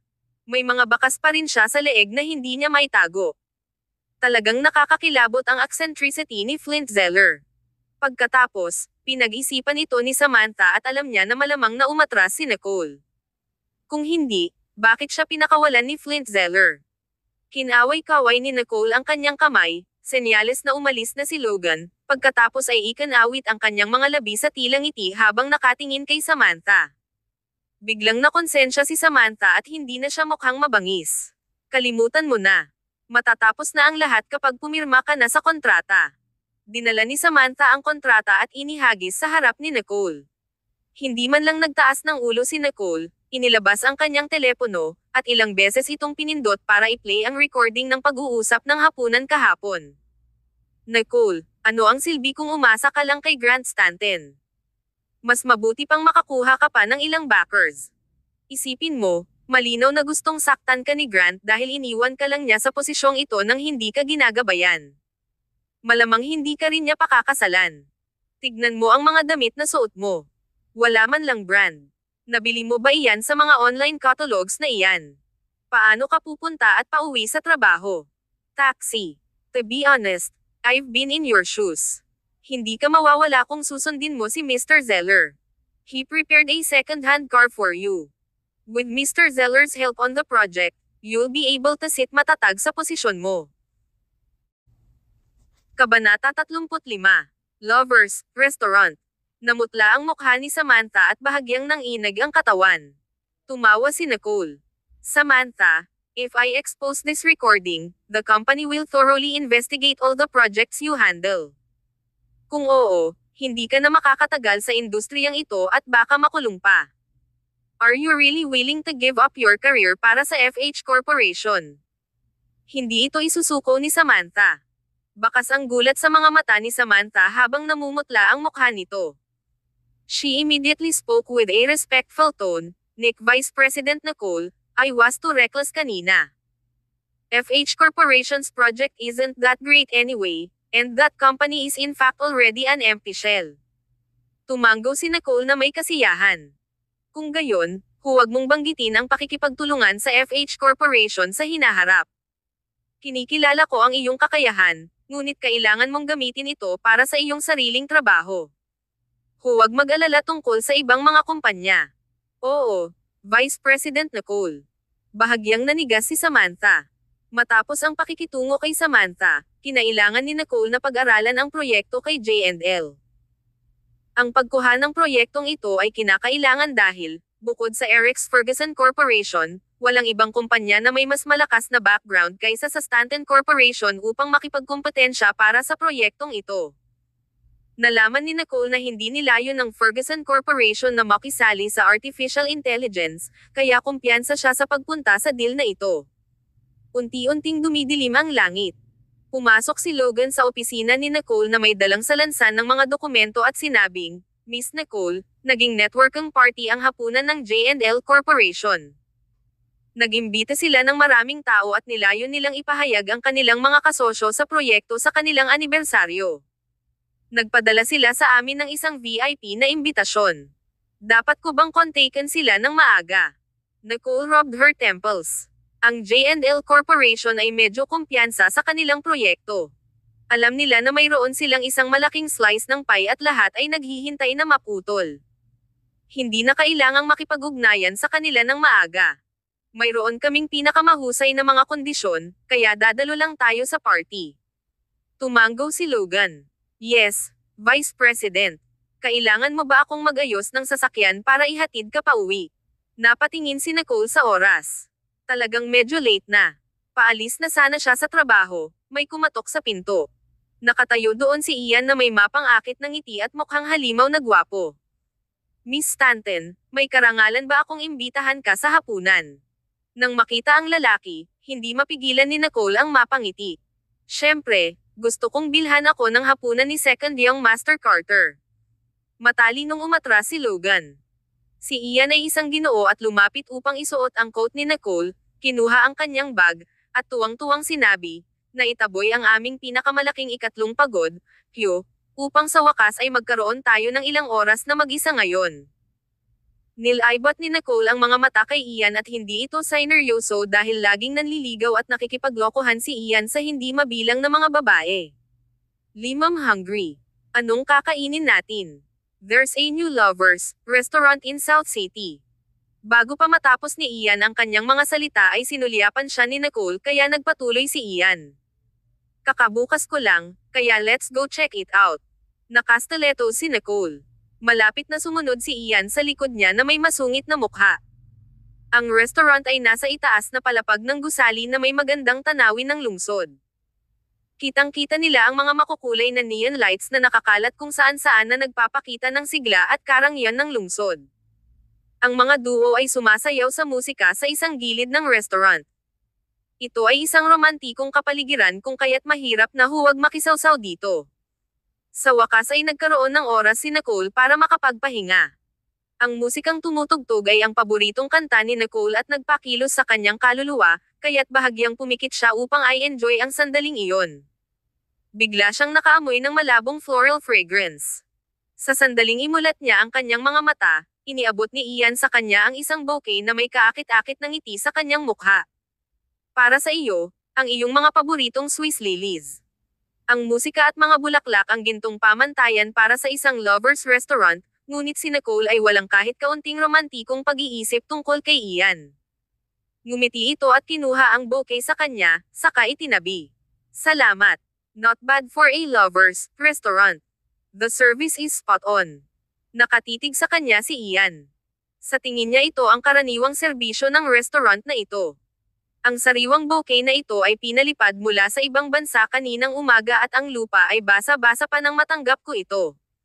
Sa tingin ba niya, lahat ay masisiyahan sa gayong kamahal na serbisyo? Umiling siya ng walang magawa. Kalimutan mo na. Nasa akin ang buong pasensya sa mundo. Nang may hain na ang pagkain, hindi na isinawsaw ni Nicole ang sarili sa tanawin at musika at ibinaba ang ulo para ay enjoy ang pagkain. Madamdaming ipinakilala sa kanya ni Ian ang mga specialty ng bawat ulam. Napaka-cordial ng atmosphere. Si Nicole ay hindi masyadong partikular sa pagkain. Nang makita siya ni Ian na kumakain, natuwa siya. Natanggap mo ba ang mga bulaklak na ipinadala ko sa iyong opisina? Sagot ni Nicole, Ma'am, salamat. Nanigas ang mukha ni Ian. Yun lang. Di ba dapat tinatanong mo kung bakit? Second young master, pray tell. Si Nicole ay mukhang naguguluhan. Hindi ba ito kapritsyo lang? Nililigawan kita. Medyo naiinis si Ian na mabagal makuha ni Nicole ang intensyon niya. Isang mahinang, lang ang pinakawalan ni Nicole, sa kamarahang pinunasan ang kanyang bibig at sinabing, sorry, pero hindi ko tinatanggap. Huwag mong sayangin ang oras at lakas mo sa akin. Nagalit si Ian. Yung diretsong pagtanggi na hindi man lang inaalala ang nararamdaman ko.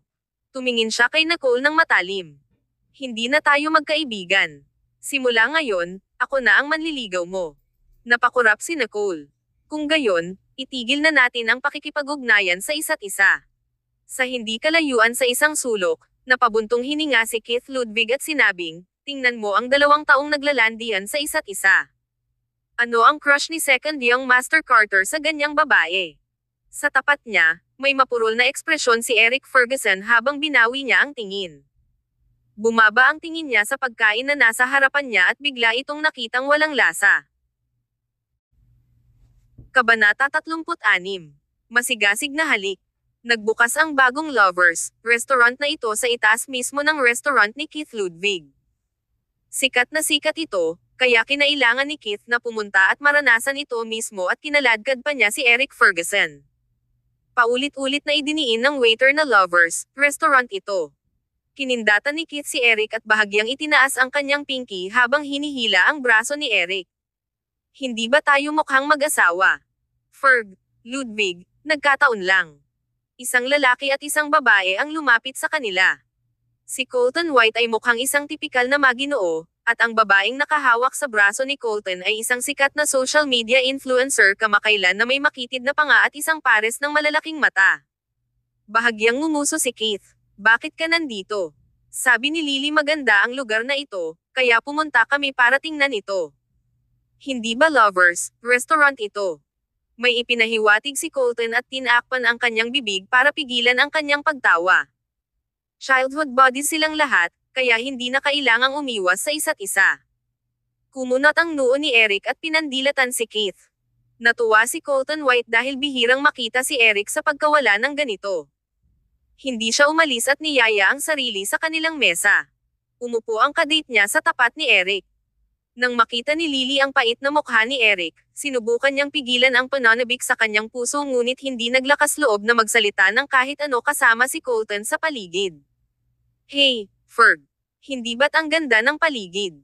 Bahagyang inangat ni Colton ang kanyang baba sa isang direksyon. Ang musika ay kaaya-aya at nakapapawi. Kinaladkad ni Ian si Nicole papunta sa dance floor habang sinabing, it's just one dance. Since nandito na tayo, don't you want to experience the feeling of being on this dance floor? Bago pa makasagot si Nicole ay nagsimula na ang susunod na kanta kaya mas makakaakit lang ito ng atensyon kapag tumanggi siya.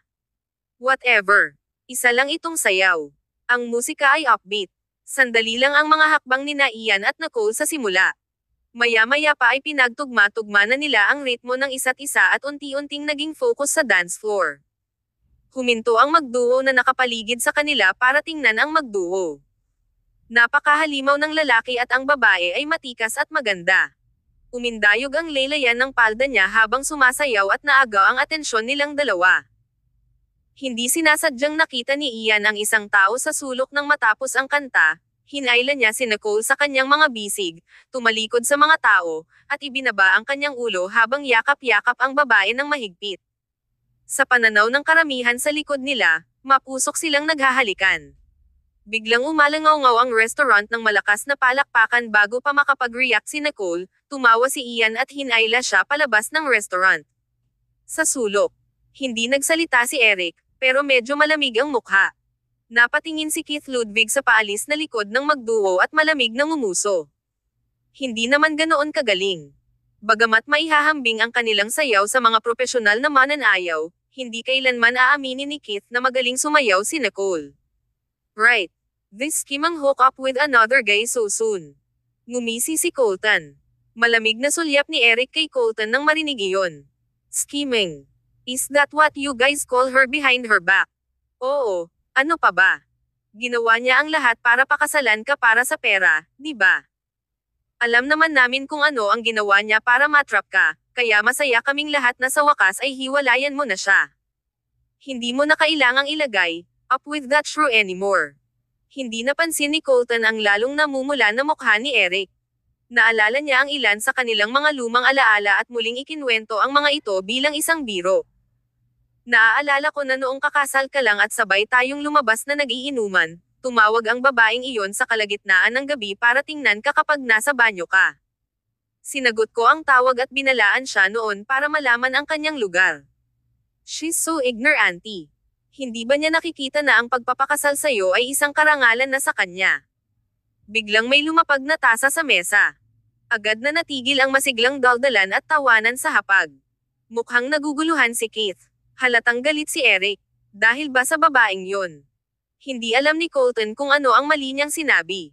Alam ng lahat na napilitan si Eric sa dati niyang kasal. Sa sobrang takot ng influencer ay kinilig siya. Akala niya noong una ay makakaugnay siya sa isang mas makapangyarihan, ngunit hindi man lang siya nakapagsalita sa hapag. Ferg.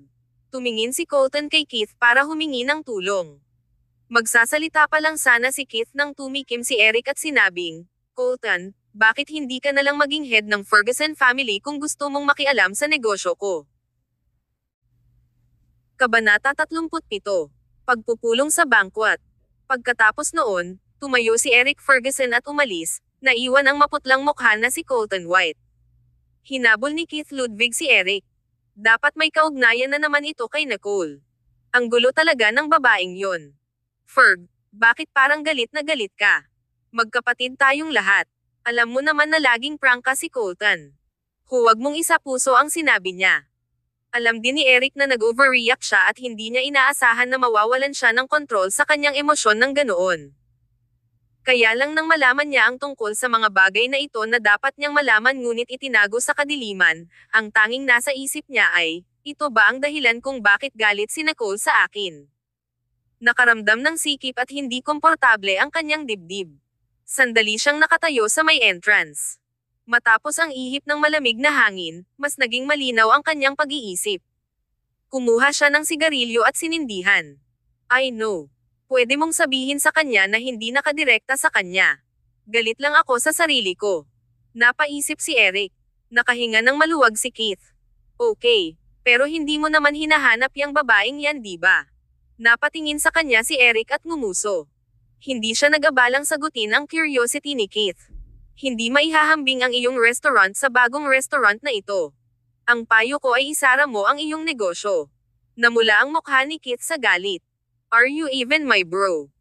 Ang J&L Corporation ay nag-imbita ng maraming socialite, negosyante at politiko para sa kanilang anibersaryo. Ang lahat ng dumalo sa piging ay isang piling tao. Nag-research si Nicole. Ang J&L Corporation ay isang medyo bagong kumpanya na walang gaanong suportado, kaya hindi isang madaling tagumpay na makamit ang gayong reputasyon at umunlad sa sukat na ito sa loob ng ilang maikling taon. Ang focus ng R&D ng J&L Corporation ay ang pagsamahin ang teknolohiya at artificial intelligence sa regular na buhay. Nakabisado na nila ang mga pangunahing teknolohiya na hindi naaabot ng maraming bansa. Naisip ni Nicole, kung makukuha ko ang artificial intelligence project na ito, ang Stanton Corporation ay magiging pioneer sa bagong larangang ito. Kaya naman, dumating si Nicole na handa sa pagkakataong ito. Ang lahat ay nasa bulwagan na nagpapalitan ng kasiyahan nang biglang may sumigaw ng pagkagulat. Ang mga tao ay tumingin patungo sa tunog at nakita ang isang magduo na nakatayo sa pasukan ng piging Holly. Lahat sila ay pamilyar sa lalaki si Grant Stanton ng Stanton Corporation. Siya ay walang awa, mapagpasyahan, at kinatatakutan ng marami. Ang babaeng nasa tabi niya ay may napakagandang makeup na nagpapatingkad sa kanyang nakamamanghang katangian. Nakapin sa likod ang mahaba niyang wavy na buhok. Sa ilalim ng kanyang magiliw na anyo ay isang nakatagong kamahalan. Nakasuot siya ng hand-stitched bespoke dress na nilagyan ng diamond beads na nagpatingkad sa kanyang balingkinitang baywang. Ang kanyang damit ay kumikinang nang tumayo siya sa ilalim ng liwanag, na nagpakinang sa kanya ng husto. Ang kanyang matikas na kilos at hindi pangkaraniwang ugali ay nagpamangha sa mga tao sa kanyang presensya. Nakilala rin siya ng ilang tao. Hindi ba siya ang dating asawa ni Eric Ferguson? Siya ay bulag na hiwalayan ng isang napakagandang babae. Lumapit ang mga tao para batiin sila. Mr. Stanton, ang kasama mong babae ngayon ay totoong showstopper. Mr. Stanton, maligayang pagdating. Hindi umabot sa kanyang mga mata ang ngiti ni Grant Stanton habang itinataas niya ang kanyang baso ng alak sa mga tao. She's my Vice President, Nicole. Please take good care of her. Napakaganda at talino ni Vice President Nicole. Dapat ay napakahusay mo para manatili sa Stanton Corporation. Iyan ay talagang kapansin-pansin. Vice President Nicole, mangyaring alagaan kami sa hinaharap. Dapat tayong magtulungan kapag tayo ay may pagkakataon. Napanatili ni Nicole ang isang disente at eleganteng ngiti at tumugon sa pagbati ng lahat. Nakita ni Grant na malapit na ang oras, kaya tinapik niya ang palso nito at ibinaba ang ulo para bamulong ng paalala sa tenga nito. Nasa taas si President Lickman ng J&L Corporation, kaya tara na. Ito ang pakay nila sa pagpunta dito. Marahang tumango si Nicole. Ang kanyang mahabang balingkinita na leeg ay walang kapintasan at ang bawat galaw niya ay sadyang nakakamangha. Sa hindi kalayuan, pinanood ni Ingrid Ferguson at ng kanyang pangkat ng mga babaeng matataas ang lipunan habang tinatanggap ni Nicole ang mga papuri ng karamihan. Nakakatuwa ang mga ekspresyon nila sa iba't ibang emosyon dahil inagaw ng damit ni Nicole na may diamond-studded ang atensyon mula sa maingat nilang piniling mga damit. Mukhang gulat na gulat at galit si Ingrid dahil natanong na niya ang damit ni Nicole kalahating buwan na ang nakalipas. Isa ito sa mga pribadong pasadyang damit. Ang mga diamante sa ibabaw nito ay mga tunay na diamante mula sa isang sikat na brand ng alahas. Ang damit na ito ay pinahahalagahan, malapit sa siyam na mga figure at para lamang ipakita sa mga elite. Hiniling niya na i-renta ang damit na ito ngunit sinabihan na may nag-order na. Bukod dito, sinabi sa kanya na ang damit na ito ay hindi maaaring kopyahin dahil ang misteryosong babaeng iyon ay nais ng kakaibang atensyon. Sino ang nakakaalam na ang damit na gusto niya ay isusuot ni Nicole? Anong nangyayari? Napaisip si Ingrid. Si Nicole ay dating konserbatibo at pangit noong nananatili siya sa mga Ferguson. Ang alam lang niya ay gumawa ng mga gawain sa bahay at hindi man lang naglakas loob na magbitaw ng salita. Napaka-humble ni Nicole na parang isang utusan, ngunit ang babaeng ito sa harap ni Ingrid ay proud, confident, at may napakagandang aura. Siya ay tulad ng isang ganap na naiibang tao. Kung hindi dahil sa maling okasyon, gusto ni Ingrid na umakyat at sabihin sa lahat na si Nicole ay isa lamang pangit, makalumang babae na iniwan ng pamilya Ferguson. Gusto ni Ingrid na tanggalin ang confident na maskara ni Nicole at ipakita sa lahat kung gaano talaga kalungkot at kababaan si Nicole. Anong nangyayari? Ingrid, hipag mo ba talaga si Nicole? Hindi siya pangit. Yeah, she's so pretty. Nakita mo ba yon? Glowing ang skin niya. I wonder kung saan siya nagpapa-facial. Nakita niyo ba mga babae ang lalaking katabi niya? Ang gwapo niya at maalalahanin. Nakita ko lang na nakatitig din sa kanya ang kapatid mo. Napapikit si Ingrid para pigilan ang selos na namumuo sa kanyang mga mata. Ibinagsak niya ang baso sa gilid at malamig na sumangot. She got kicked out of my house, so ano pa nga ba ang magagawa niya kundi makihalubilo sa ibang lalaki? I'm sure na gold digger lang siya na naghahanap ng sugar daddy para hindi na siya mag-alala habang buhay. Kabanata 38. Mga papuri at pakikipagtulungan. Napatingin ang mga babae sa malungkot na mukha ni Ingrid at tumahimik. Medyo tahimik ang ikalawang palapag ng banquet hall. Nang iakyat ni Grant si Nicole, tumayo ang isang mukhang masungit na binata na nakasuot ng mamahaling itim na sando. Sandaling nakipagkamay ang dalawang lalaki. Ngumiti si Grant at sinabing, Mr. Lickman, kanina pa. Tumawa si Gerard Lickman. Ang mga sulok ng kanyang mga labi ay nakakabit ng nakakaakit. Hello, Mr. Stanton. Hindi na hinintay ang pagpapakilala ni Grant, inilipat na ni Gerard ang tingin kay Nicole. Ito ay isang mapagpahalagang sulyap na may desenteng pakiramdam ng proporsyon na hindi nakakasakit. Miss Nicole, hindi lang ikaw ang maganda kundi may kakayahan pa. Sana hindi mo napansinin na ipagpaliban ko ang hapunan natin at iniimbitahan kita sa piging na ito. Ngumiti si Nicole, of course not. Congratulations on J&L's 5th anniversary. Sana ay makapagtrabaho tayo ng masaya sa mga susunod na taon.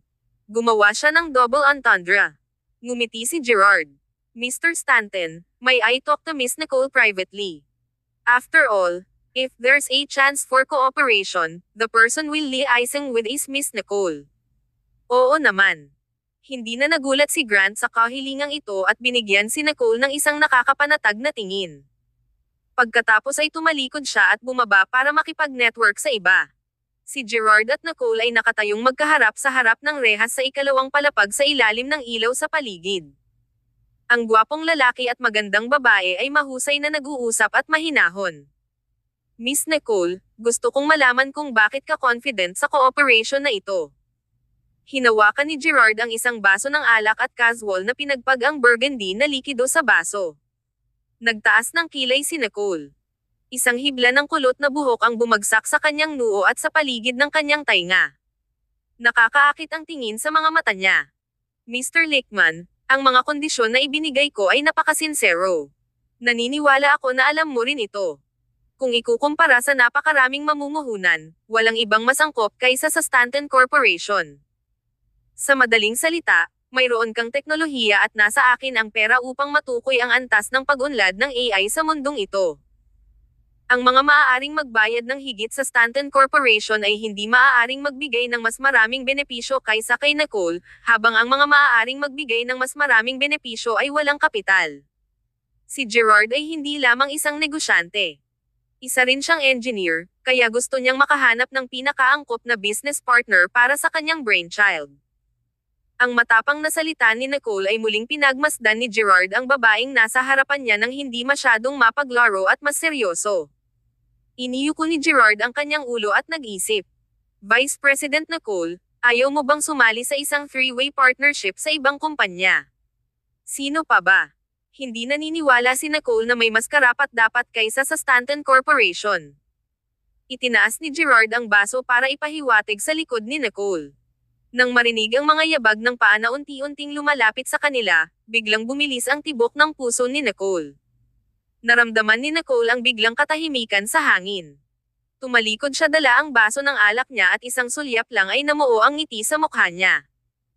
Oo naman, ang tanging maaaring makipagkompetensya sa Stanton Corporation sa parehong proyekto ay walang iba kundi si Eric Ferguson.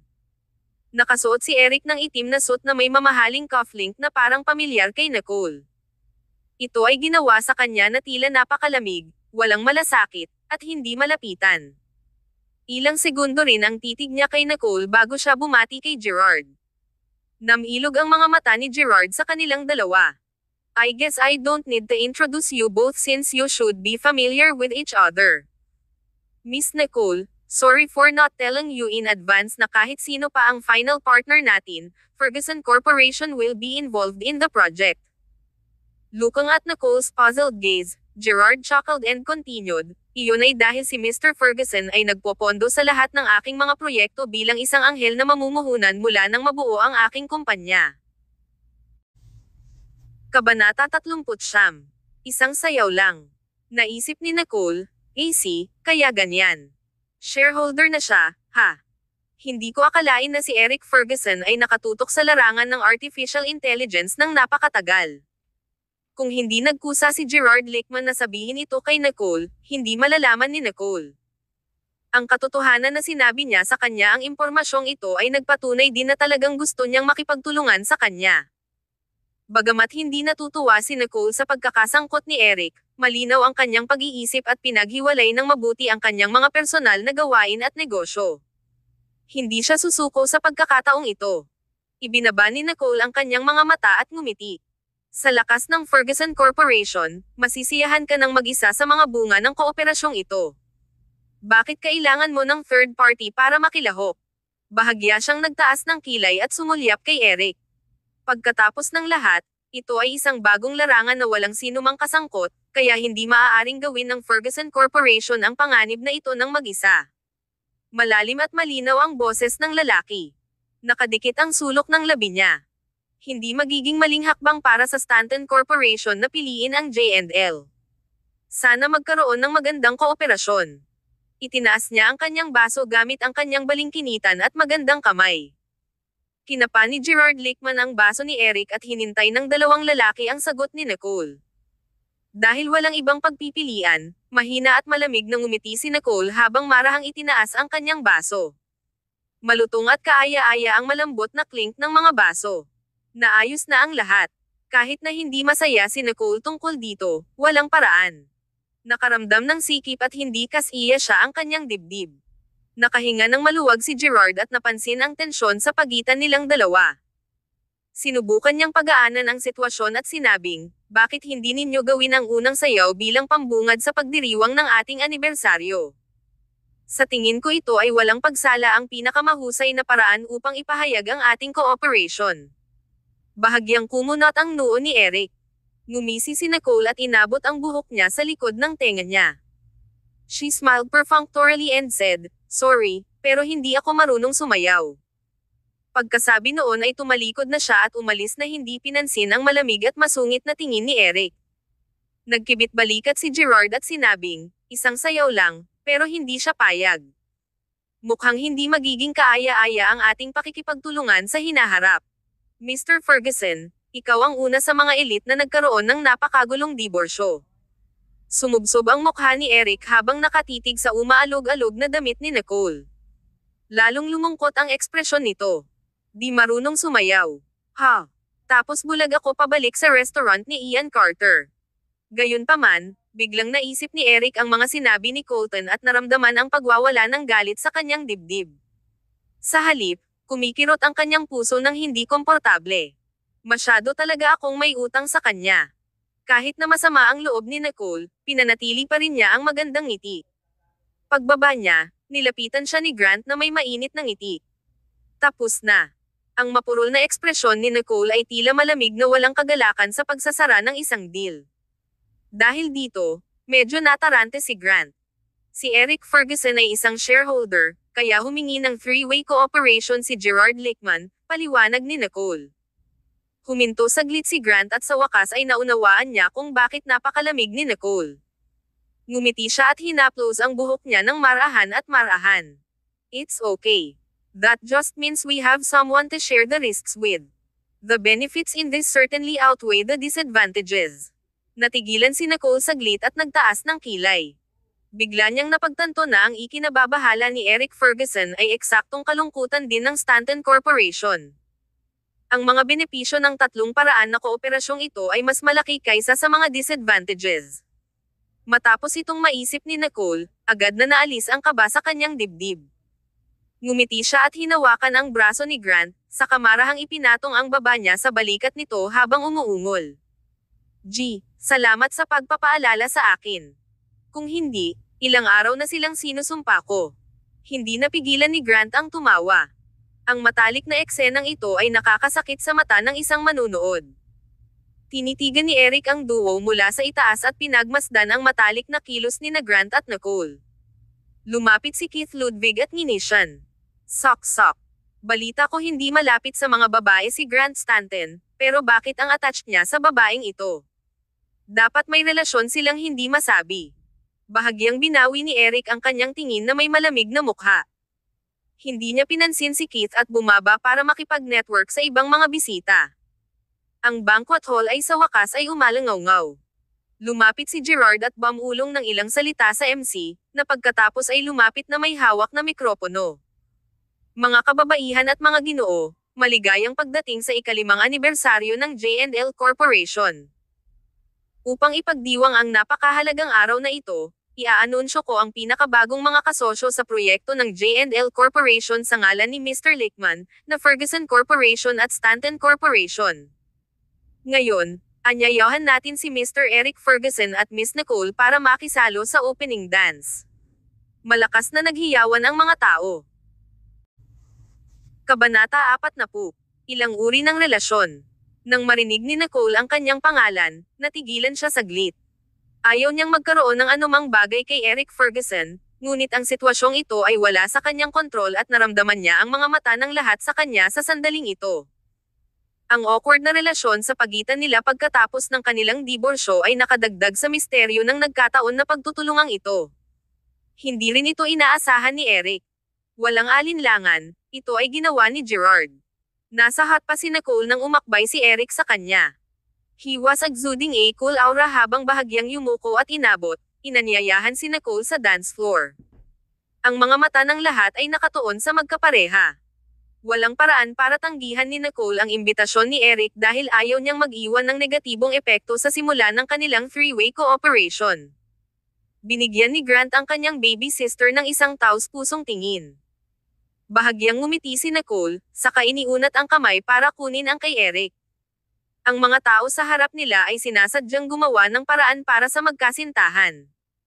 Dinala ni Nicole ang kanyang damit gamit ang kanyang kabilang kamay at naglakad pasulong nang hindi tumitingin kay Eric. Bahagyang nanlamig ang palad ni Eric. Sa sandaling iyon, bigla niyang napagtanto na sa 3 taon nilang pagsasama, hindi pa sila nagdaos ng seremonya ng kasal at hindi pa siya nagkusa na hawakan ang kamay nito. Ito ang unang pagkakataon na magkahawak sila ng kamay. Mahahaba at maganda ang mga daliri ni Nicole, parang isang likhang sining. Ang kanyang kamay ay mainit at maislan, at agad niyang itinatak ang damdaming ito sa kanyang puso. Sinimulan ng banda ang susunod na kanta sa tamang oras. Umalangaw sa banquet hall ang nakakapreskong at masasayang musika. Sa sandaling dumapo ang kamay ni Nicole sa balikat ni Eric, saglit na nagtama ang kanilang mga mata. Nakadikit sa mukha niya ang madilim at malalim na tingin ni Eric. Nang nakapatong ang kamay nito sa slim waist nito, saglit na nanigas ang katawan ni Nicole dahil sa sobrang hindi komportable. Hindi pa naging ganito ka-close ang dalawa sa 3 taon nilang pagsasama. Ang pagiging ganito dito pagkatapos ng hiwalayan ay talagang hindi inaasahan.